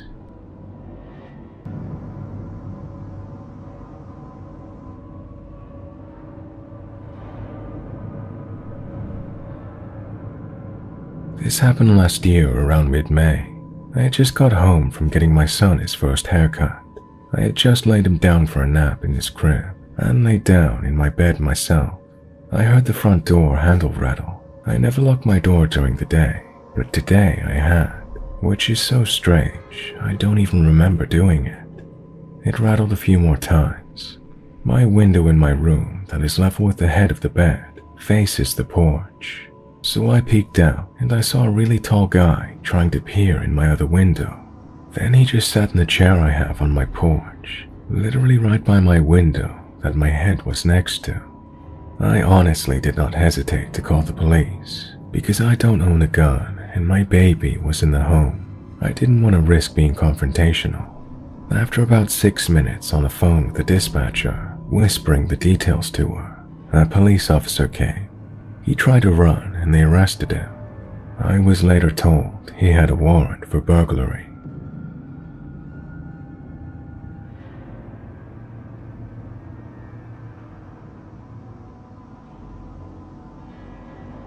I am a 28-year-old male living in the Deep South.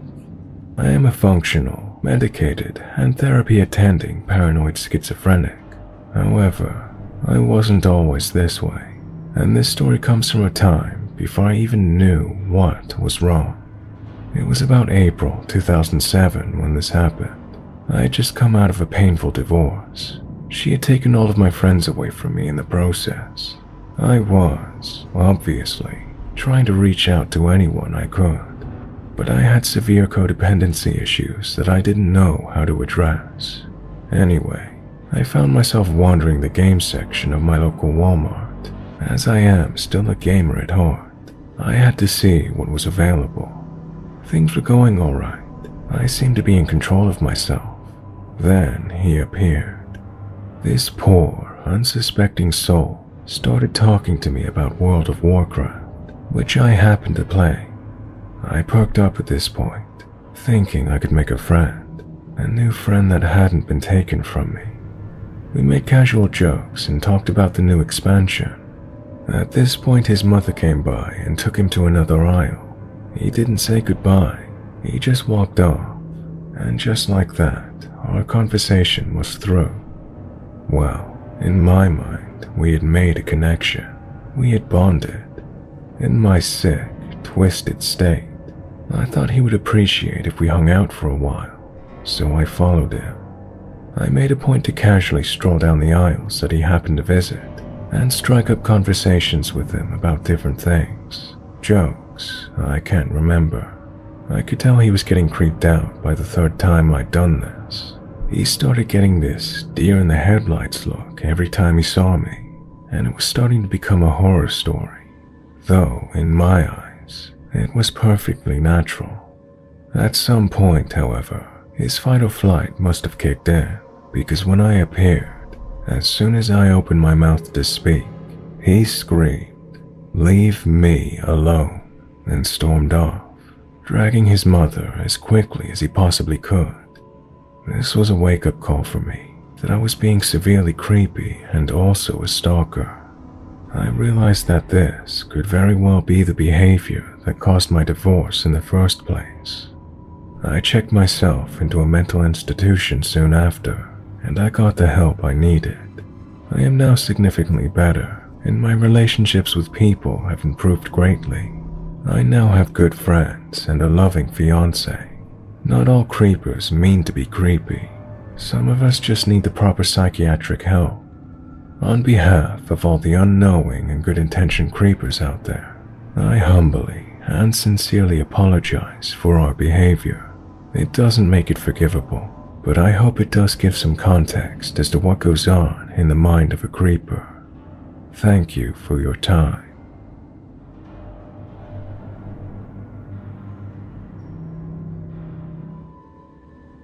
This was the first and only time I ever used my emergency code with my mom.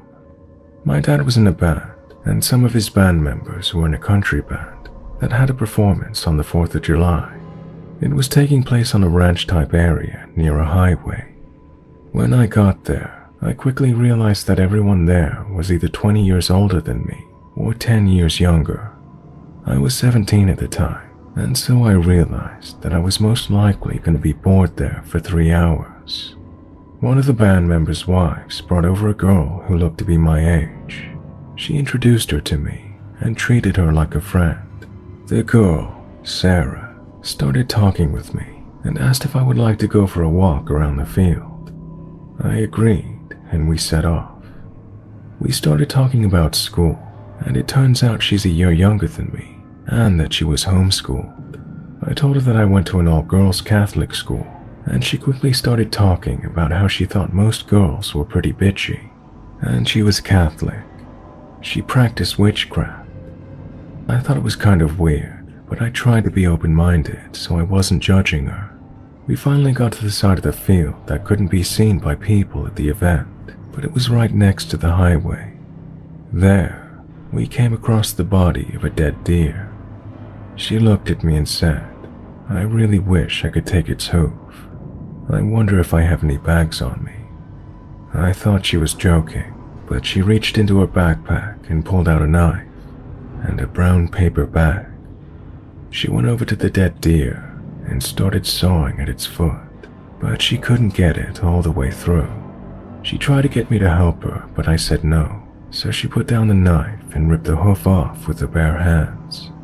At this point, I was freaking out, because she'd just been talking about how she liked violence and didn't really care about people being hurt. She grabbed the hoof, put it in the bag, and then put that in her backpack. She was still carrying the knife. I tried messaging my mom, but there was no service where we were standing.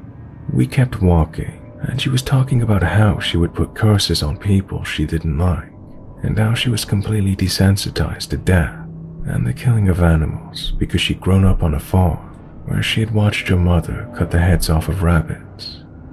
We kept walking and came across a fork in the road. She said we should go one way, and she said she wasn't going to chop me into pieces or anything because that doesn't happen much these days. We finally got to a place where there was cell service, I texted my mom our code word. She told me to get back to the barbecue and we would leave right away. Sarah asked me when I had to leave. I told her that whenever my grandma got to our house, we would have to go home and meet her. I mentioned something about her bringing her dog named Buddy, and Sarah got excited about the name. She said she had a dog named Buddy, who she set free in the wild, and then he was eaten alive by coyotes, but it was okay because he died happy. We finally got back to where everyone else was, and my mom said that we needed to go home. Sarah then asked for my phone number as she had seen my phone. I agreed and put in a fake number before my parents and I walked away. As soon as we were out of sight, I ran to the car. My parents got into the car and asked me if she pulled out drugs or something. I wish. I would have known how to handle that.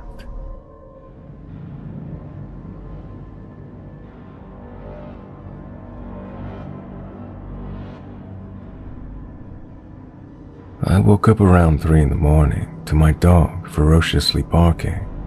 It startled me awake because he only barks like that when someone he doesn't know is in the house. After a short while, he stops barking. We are both intently listening for any noises. My heart is beating as I hear clicking sounds coming from the living room. I am undecided if someone is in the house. I'm thinking maybe it's the fridge, but this is a distinct noise. It was really windy that night, so I was also thinking perhaps the wind blew something loose, but this was coming from inside the house, and no windows were open. I lay in my bed, frigid, with my eyes wide open and ears listening hard. My dog eventually jumps back onto my bed and falls asleep. I keep my bedroom door locked, so I felt a bit safe, especially with my dog. I figured if he says it's fine, then it probably is. I don't hear any more noises, and eventually I fall back asleep.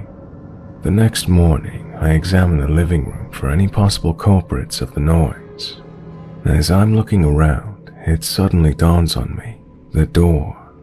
I remember the door handle makes a clicking sound when it's pushed down. To be sure, I go to my front door and push down the handle. What I hear is what I heard the previous night. That light clicking sound, discreet yet distinct. Someone was trying to enter my house.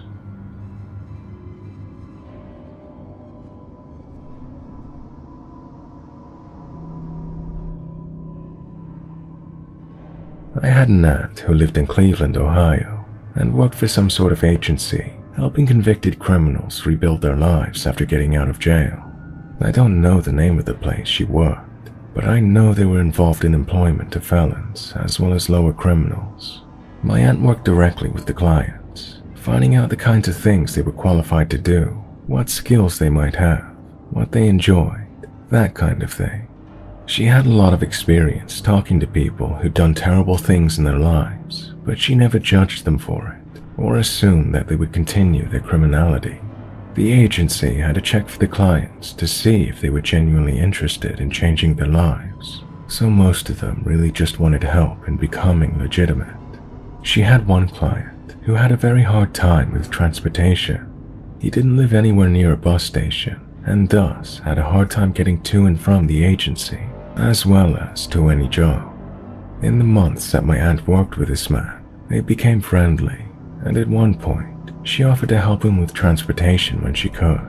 This is how she ended up picking him up and dropping him off at his house. I assume that whatever the job they found for this guy was close to where my aunt worked, so she would just take him on her way home. She said he was always nice enough, kind of quiet and eccentric, but nothing too strange. At one point, when she dropped him off, he invited her in for a drink or something, but their professional relationship disallowed her from doing so. After a while, this guy apparently got on his feet and left the agency, fending for himself. My aunt pretty much forgot about it. After some period of time, my aunt sees this guy's face on television. The police had stormed his house and found a horror show inside. He had murdered something like 7 girls and women, hidden them beneath his floorboards. According to the forensics, his victims had been killed at different times, ranging from the very recent to before my aunt had known him. So basically, this guy was actively killing at the time she was driving him to and from his house.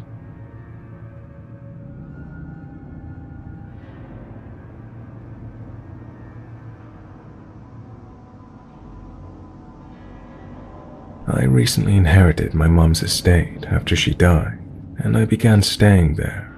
It's been a pain in the ass dealing with emptying it out to sell it while working full-time, not to mention the hassle with the probate lawyers and my realtor. The icing on the cake has been dealing with this old woman living in the neighboring house. The first instance where I realized there was probably something wrong with her mentally was when she came onto my driveway to talk while I was filling up a rented dumpster with some junk from inside the house.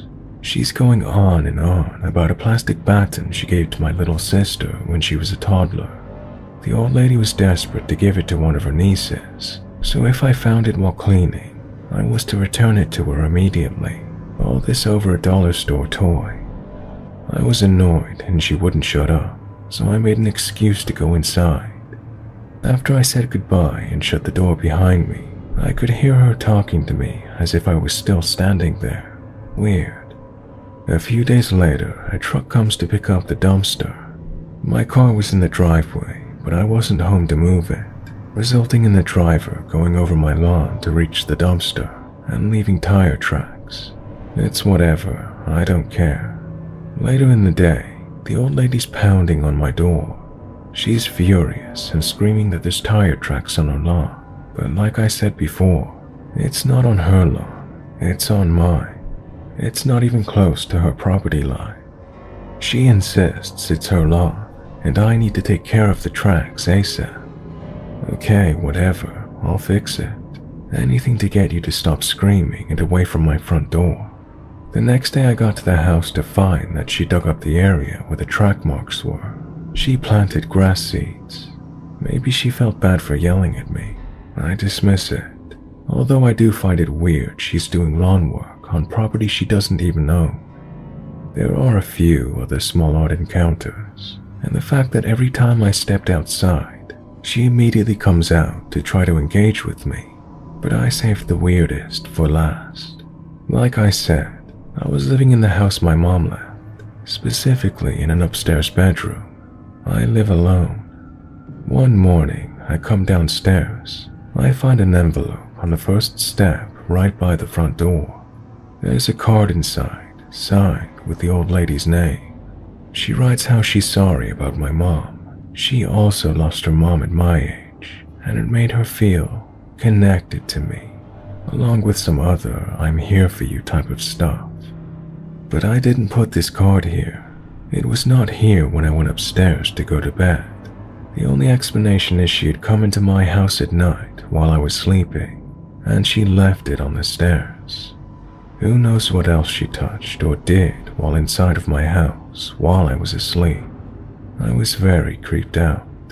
I'm not going to confront her about coming into my house, but I will be avoiding her like the plague. I am moving into an apartment and will soon be rid of her. I am never leaving a door unlocked again.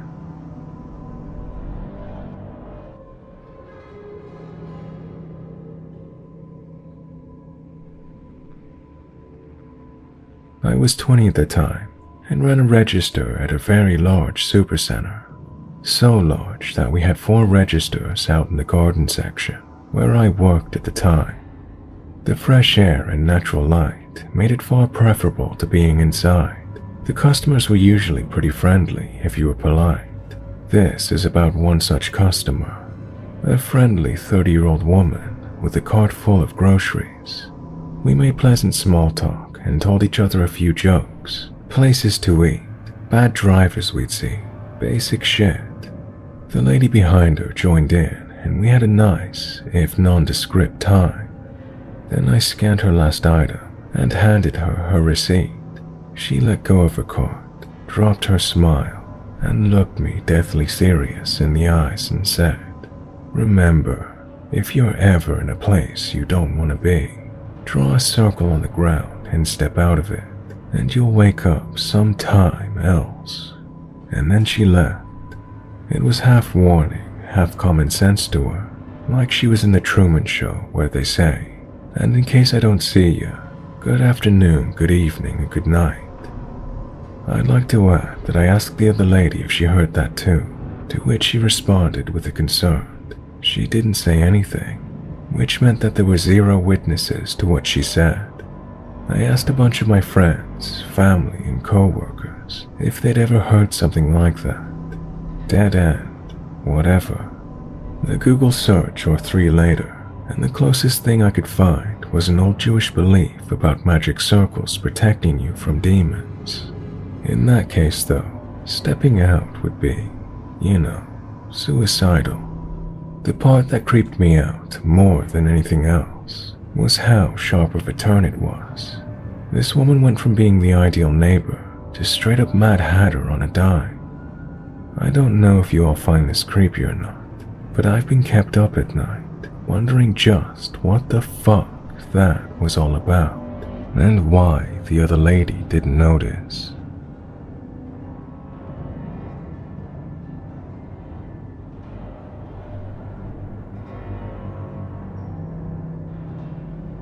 It was a late August night. At the time, I was 17.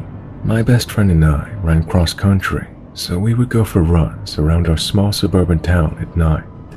We lived across the town, so we would run to the track. The track is closed off from the town, basically like a college campus atmosphere. It's also right next to the swamps. That night, we had agreed on running to the bleachers to prepare for the season. We took a break from our run to the track to sit and talk. Normal high school girl conversation. We're sitting on the bleachers and we hear leaves crinkling right below us. We immediately stopped talking at the same time. Something didn't seem right. We took note of it as we stared at each other and felt weird, but we decided to stop our break and start running the bleachers. I'm a paranoid person, as I read all the stories on Reddit. And I also listen to Crime Junkie and other true crime podcasts. As we're running up and down, I'm looking down in between the bleachers. On our second time going up, I see a white-haired man standing under the bleachers, looking right at me. I immediately told my best friend to run, and we ran as fast as we could, out of the gates and back to the street. That was the last time we went running late at night on the track. Several years ago, I was in a bit of a financial pickle. I was 21 with a shitty job history, a shitty job, and shitty credit. My living situation went sideways, and I had temporarily moved back home with my folks. As anyone who has ever had to move back home as an adult will tell you, this was a terrible, horrible situation. I was in a rush to get back out on my own, which is why when my best friend told me that an apartment had opened up at her shady-ass apartment complex, I actually jumped at it. If you're from around here, then you'll know that every apartment complex in town is kind of a shade store. But for those of you not from here, this place is a shady non-town outside of another non-town, with more liquor stores than any other establishment, and several apartment complexes with no credit checks and same-day move-ins. A couple months went by, and while the cops did occasionally show up in our parking lot, and you had to watch your step for more than one broken bottle, it wasn't the worst place to live. I worked the night shift at a large retailer, shuffling around freight in the back, hating every minute of every shift. So one night, while I trudged up and down a ladder like a zombie at work, my cell phone fell out of my back pocket at the top of the ladder. I grabbed it, obviously missing, and died a bit as I saw it smack the ground and go black. No amount of restarting or shaking could fix it. The LCD was completely shot. Fuck, I thought to myself, and decided this was good enough reason to go home mid-shift. Driving home at 3 a.m. on some random weekday, I turned onto the dark back road that led to my apartment building. I saw something faintly up ahead in the road, and immediately think it's someone's dog. I pulled up slower, praying that I wasn't coming up on someone's dead pet. and I saw that there was actually a teenage boy laying on the side of the road waving. There was a bike laying in the dirt next to him. Holy shit.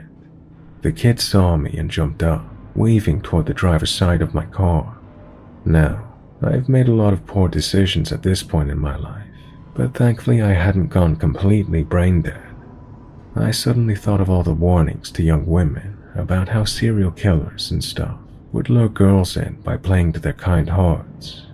I locked the car doors but cracked the driver's side window. "Are you okay? What happened? Let me get some help." "I got hit by a car. They fucking left me. I need help," the kid said. He looked dazed and was scuffed up, but something about him also set my nerves on edge. "I'm gonna call for help, okay?" I grabbed at my cell phone and then remembered the damn thing was basically useless due to its ladder plunge. "My cell phone is broke, but I live nearby here, okay? I will get help." I hoped he didn't think I was lying, but then I didn't care. The kid slammed his hand against my car. "Just let me in. I need help, now. I promise, I will get help and come back. Everything will be okay." I felt torn. I wasn't gonna let this kid into my car, but at the same time, I couldn't blame him.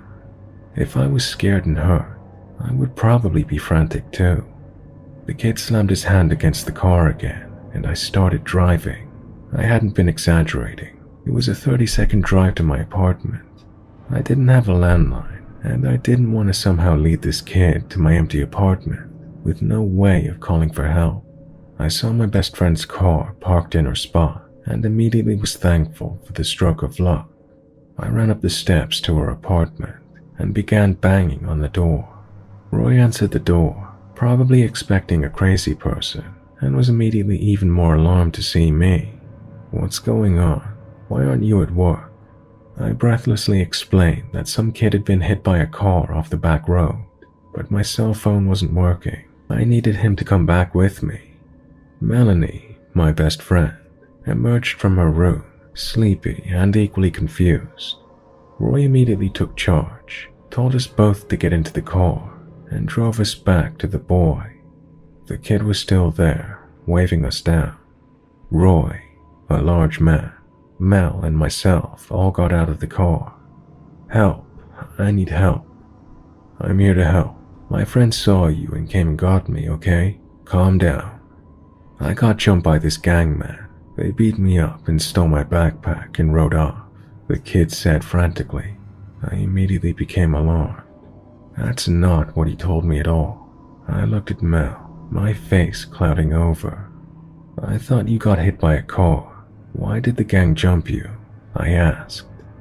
"What? Yeah, they beat me up and then someone hit me with the car." Plausible. I was still confused though. Roy also seemed wary of this change in story. "Listen, man, let me call an ambulance, okay? Can you tell me your name?" The kid loses his shit. He screwed his face up and clenched his fists, hitting the side of his head. No. Just let me in the car, man. Just take me to your house." Roy was done. "That's not happening, kid. I'll call an ambulance and the police, and I can wait with you while they get here, but we can't bring you back with us." The kid slapped the side of his head some more, and then, in the most disturbing thing I've ever seen, grabbed fistfuls of his shaggy hair and began pulling it out of his scalp. This sound is still the most disgusting and alarming thing I've ever heard. Roy gave Mel and I the "get the fuck out" face. We jumped back into the car. "I'm calling the police, okay? I will tell them you've been hurt, and you need an ambulance." Roy began dialing, and the kid began stomping around and screaming. "Take me to your house. Just let me get in the car. Why won't you take me home? Fuck you. Fuck you." The kid stood in the street, blood trickling from where he'd torn his scalp. Roy got back in the driver's seat and spoke with the cops as the kid raged outside. He then came to the window, staring so intently at us that I felt my skin had shriveled up and fallen off. He began kicking the tires, and Roy, clearly over it, drove off, the kid grabbing frantically at the back of the car. Roy drove past our turn, around Peters Creek twice to avoid leading the kid to the apartment, and then back down our road. The kid was gone. The bike, the kid, just gone. I have no idea where he took off to, but clumps of his hair was still in the road. We never saw that kid again. We searched the papers and the internet to see if he'd been picked up or if any other strange things had taken place that night, but nothing else ever showed up.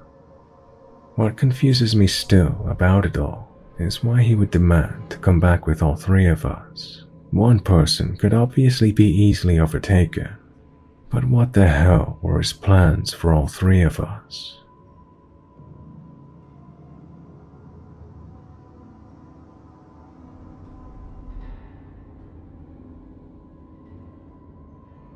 This happened to one of my best friends and I back in 2017, and I feel like it's worth sharing. For a bit of backstory, my best friend Elise was dating a guy named Mark in 2016. They broke up right as New Year's was approaching. I've known Elise for over a decade, but we didn't talk much while they were together. I ran into them once at a local coffee shop, hugged her, and was chatting away while Mark stared at me in disgust, as if Elise wasn't allowed to talk to her friends.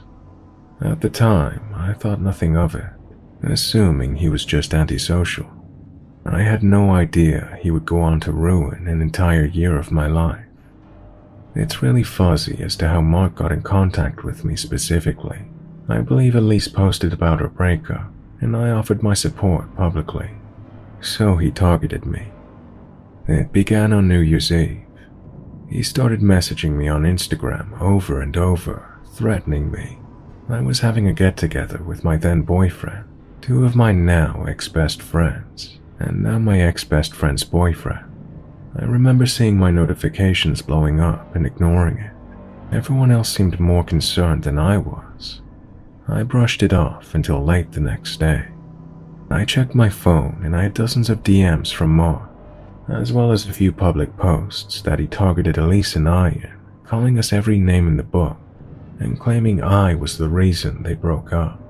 I answered his DMs, asking why he was targeting me.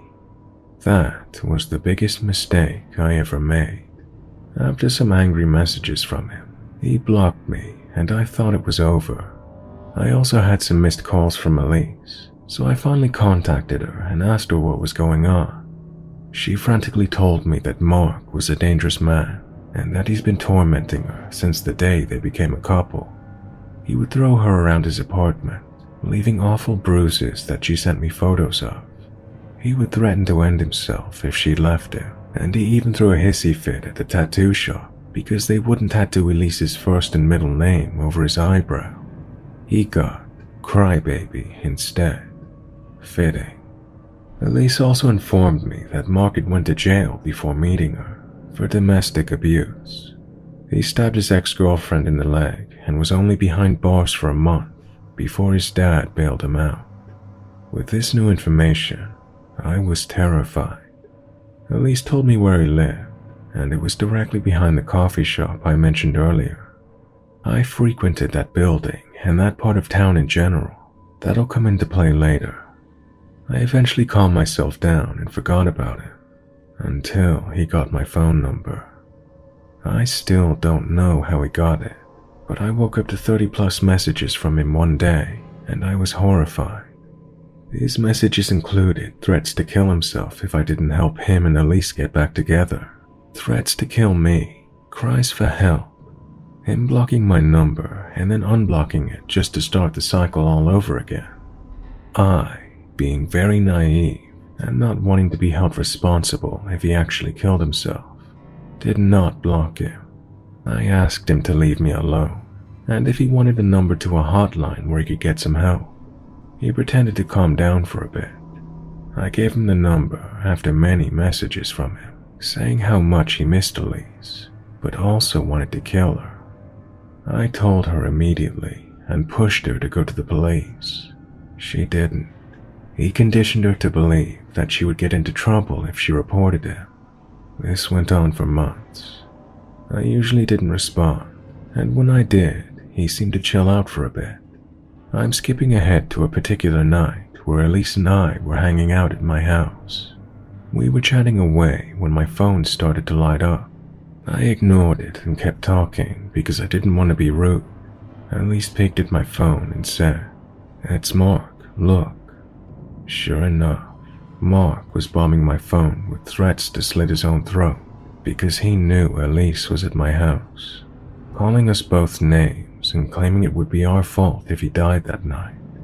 I didn't answer, but what came next is something that still haunts me to this day. He sent me a video. Being curious, I clicked on it, Elise watching over my shoulder. It was a video of Mark's arm, a huge gash going down the middle. He was fake crying in the background, saying, "You made me do this. I fucking hate you both." He clenched his fist over and over to make the blood gush out. Elise and I were so in shock that we watched the entire 50-second clip, despite how disturbing it was.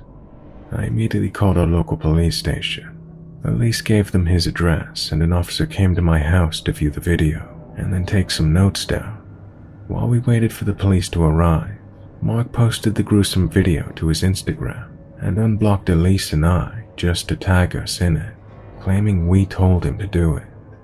Being a conventionally attractive guy with an e-boy aesthetic, the girls that swooned over him commented some pretty harsh things about us and kissed his ass like crazy.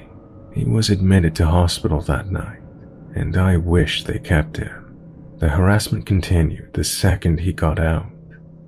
I'll time travel a bit more now to a few months later. Mark hadn't let up, and Elise and I were still very close. We had a friend, Kayla, visiting from across the country. She also had a run-in online with Mark and hated him, but she wasn't afraid of him.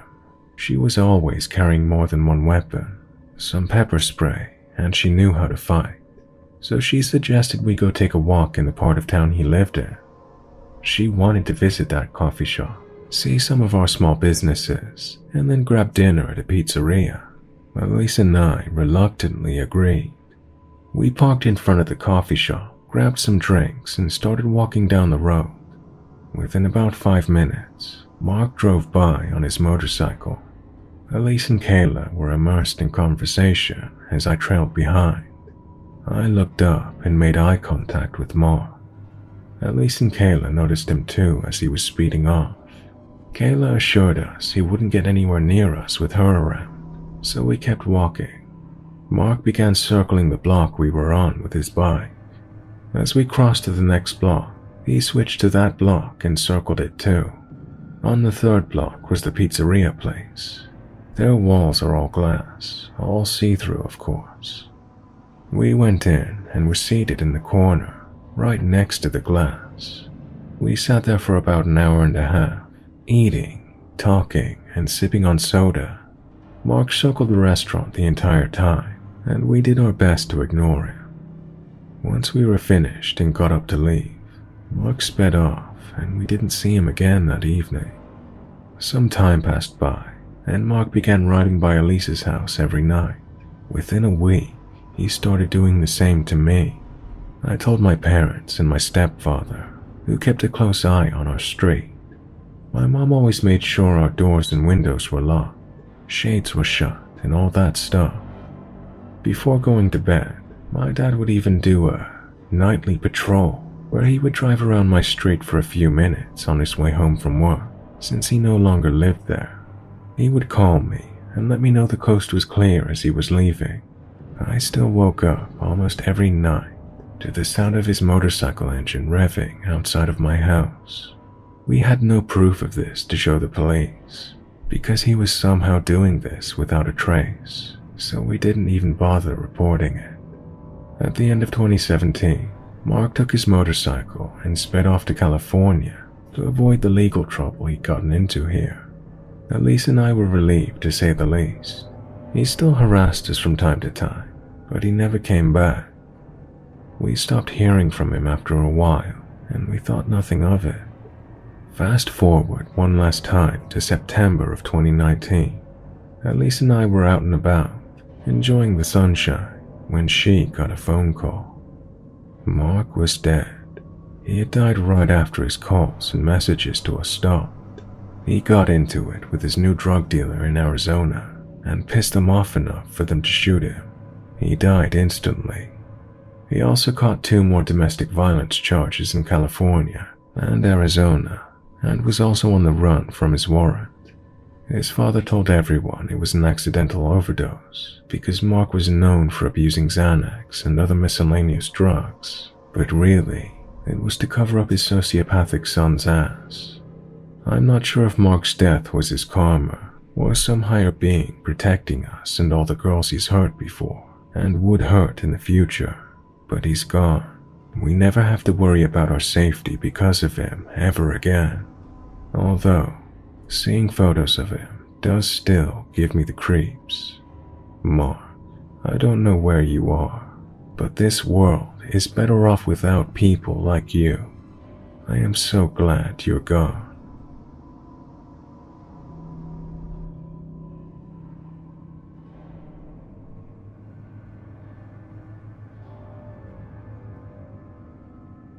So at the start of the year, we were introduced to our teachers. All of them were good teachers, except Miss A. So we went through classes, and in each one we got those cheesy beginning of the year introductions. It was quickly clear her class would not be normal health class, as evidenced by the fact that during her introduction, she went off about how terrible her divorced husband was. So classes started picking up, and her insecurities somehow kept making it into lectures. One day a few weeks into school, she just stopped showing up to class consistently. You know, her job. Now, at this point, everyone was cutting her some slack because she was a single mom, but it just got worse. We would have to do whole units from a workbook with improvised substitutes. This culminated when Miss C missed 2 weeks of school for no apparent reason. Most of the class could see her mental deterioration. Me and some friends in class started noticing some form of distress from Miss C. More and more stuff about her personal life would leak into lectures that she was there for. Suddenly it came to a head. She suddenly became distant and developed a tough shell around her. Missy actually started coming to class consistently too. She started bringing her kids to class. I have a hunch she started doing this to help justify her inactions to her employers. One day she just sort of broke down in class about how horrible her husband was for not taking equal responsibility for their kids. It was a bad joke at this point. How long would Miss C last before being fired? Unluckily for us, it was too long. We just sort of endured lectures from this mentally unstable woman. Mind you, she was doing a fine job at suppressing traits associated with that around other school employees. One day we come in, and she wasn't in class, breaking her streak of actually coming. We got our answer of how long she would last. A counselor walked into the room. Everyone knew what was up. She was gone. What had gone down exactly? She walked into her ex-husband's house on the Sunday before that class period. Her excuse to her ex was to deliver cold medication to her kids. After threatening to call the cops after a home invasion, she locked herself in the bathroom. She called the cops and unlocked the door to the bathroom. She then walked over to her coat, pulled out a gun, and opened fire on her ex's girlfriend, killing her. Mrs. C was then pinned until cops showed up. That wasn't her first offense either. Suspiciously close to the time when she hardly showed up to her job, she had several assault charges against her that she somehow managed to keep a secret from her job as a teacher. Weirdly enough, students who didn't have her as a teacher didn't take it seriously. It took less than 30 minutes after that information was made public to the students in general for them to make a meme page about the incident. Weird how that worked. It got taken down.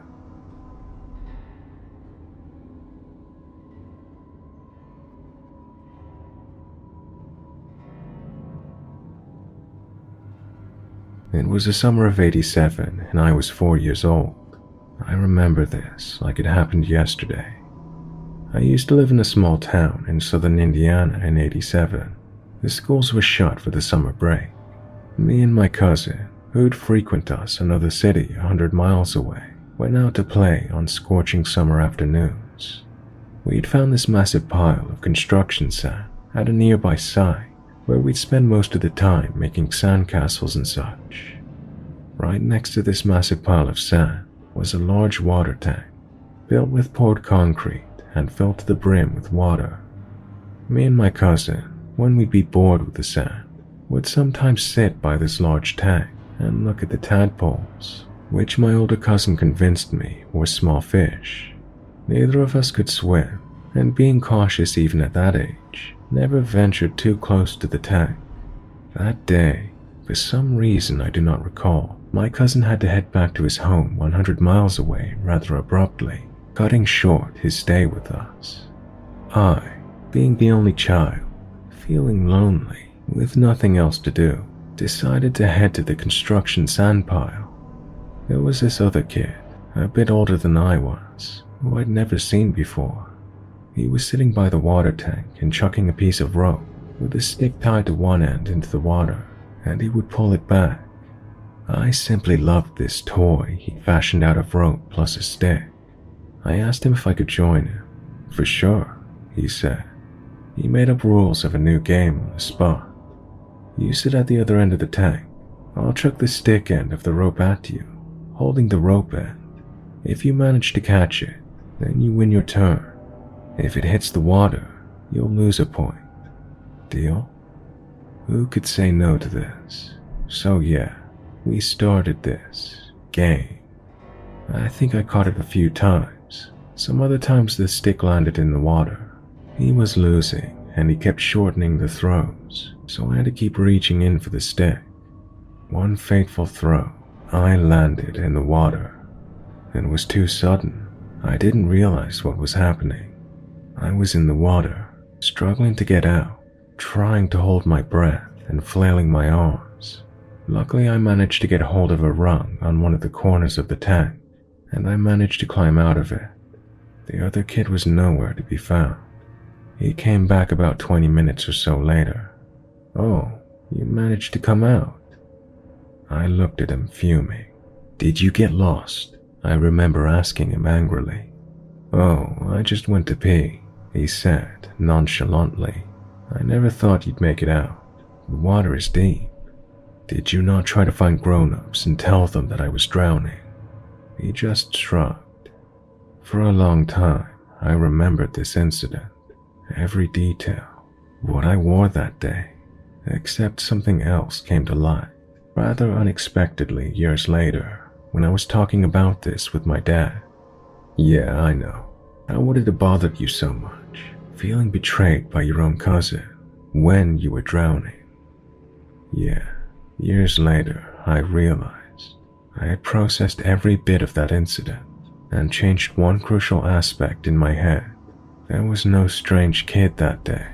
It was my own cousin, my partner in crime every summer break, that for some reason, only known to him, decided to let me drown or fend for myself.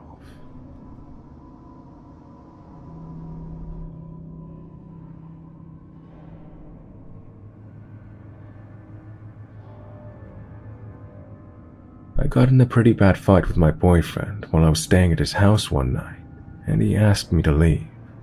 I drove around crying and finally settled on parking in this huge open parking lot in the front of the Dollar Tree to get my bearings. It was pretty late, around 2 a.m., and there were a few cars in the lot. I chalked it up to people going to the 24-hour CVS nearby. I was crying pretty loud in my car for a few minutes, until I heard tapping on my window. I stopped crying and looked up. A woman was gesturing for me to roll down my window. I froze and kept the window up, and she started signing and speaking to me.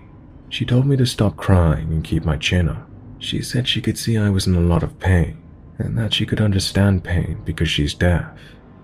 I found it kind of reassuring that she said God sent her to speak to me, and she was a heaven-sent angel. She told me to open my door and let her come in to talk to me.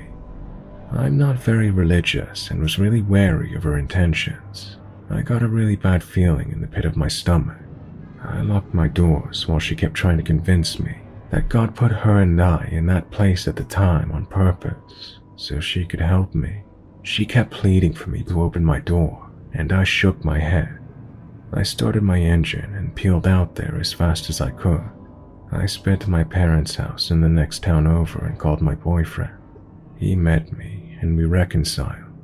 Since then, I have never told anyone the story because I felt like it was a bad move on my part to park in a terrible part of town in the middle of the night just to wallow. Later on, I remembered that my brother's friend got shot in his car in that parking lot a few years ago. Moral of the story: find a safe place to cry, friends.